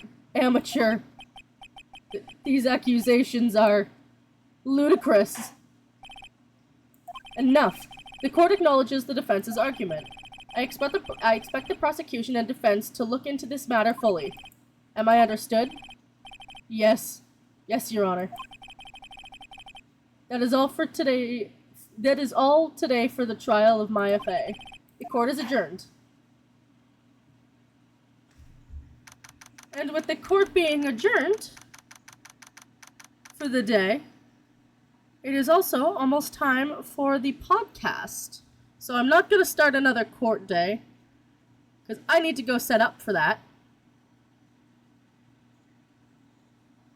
So, I shall see you all in a little bit, assuming y'all are coming to see the podcast. You can find it over on All I Have Is Words.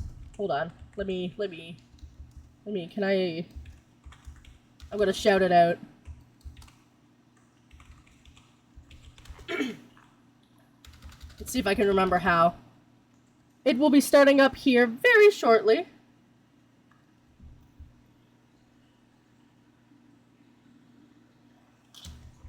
Try to get in contact with my co-host and make sure that they're ready.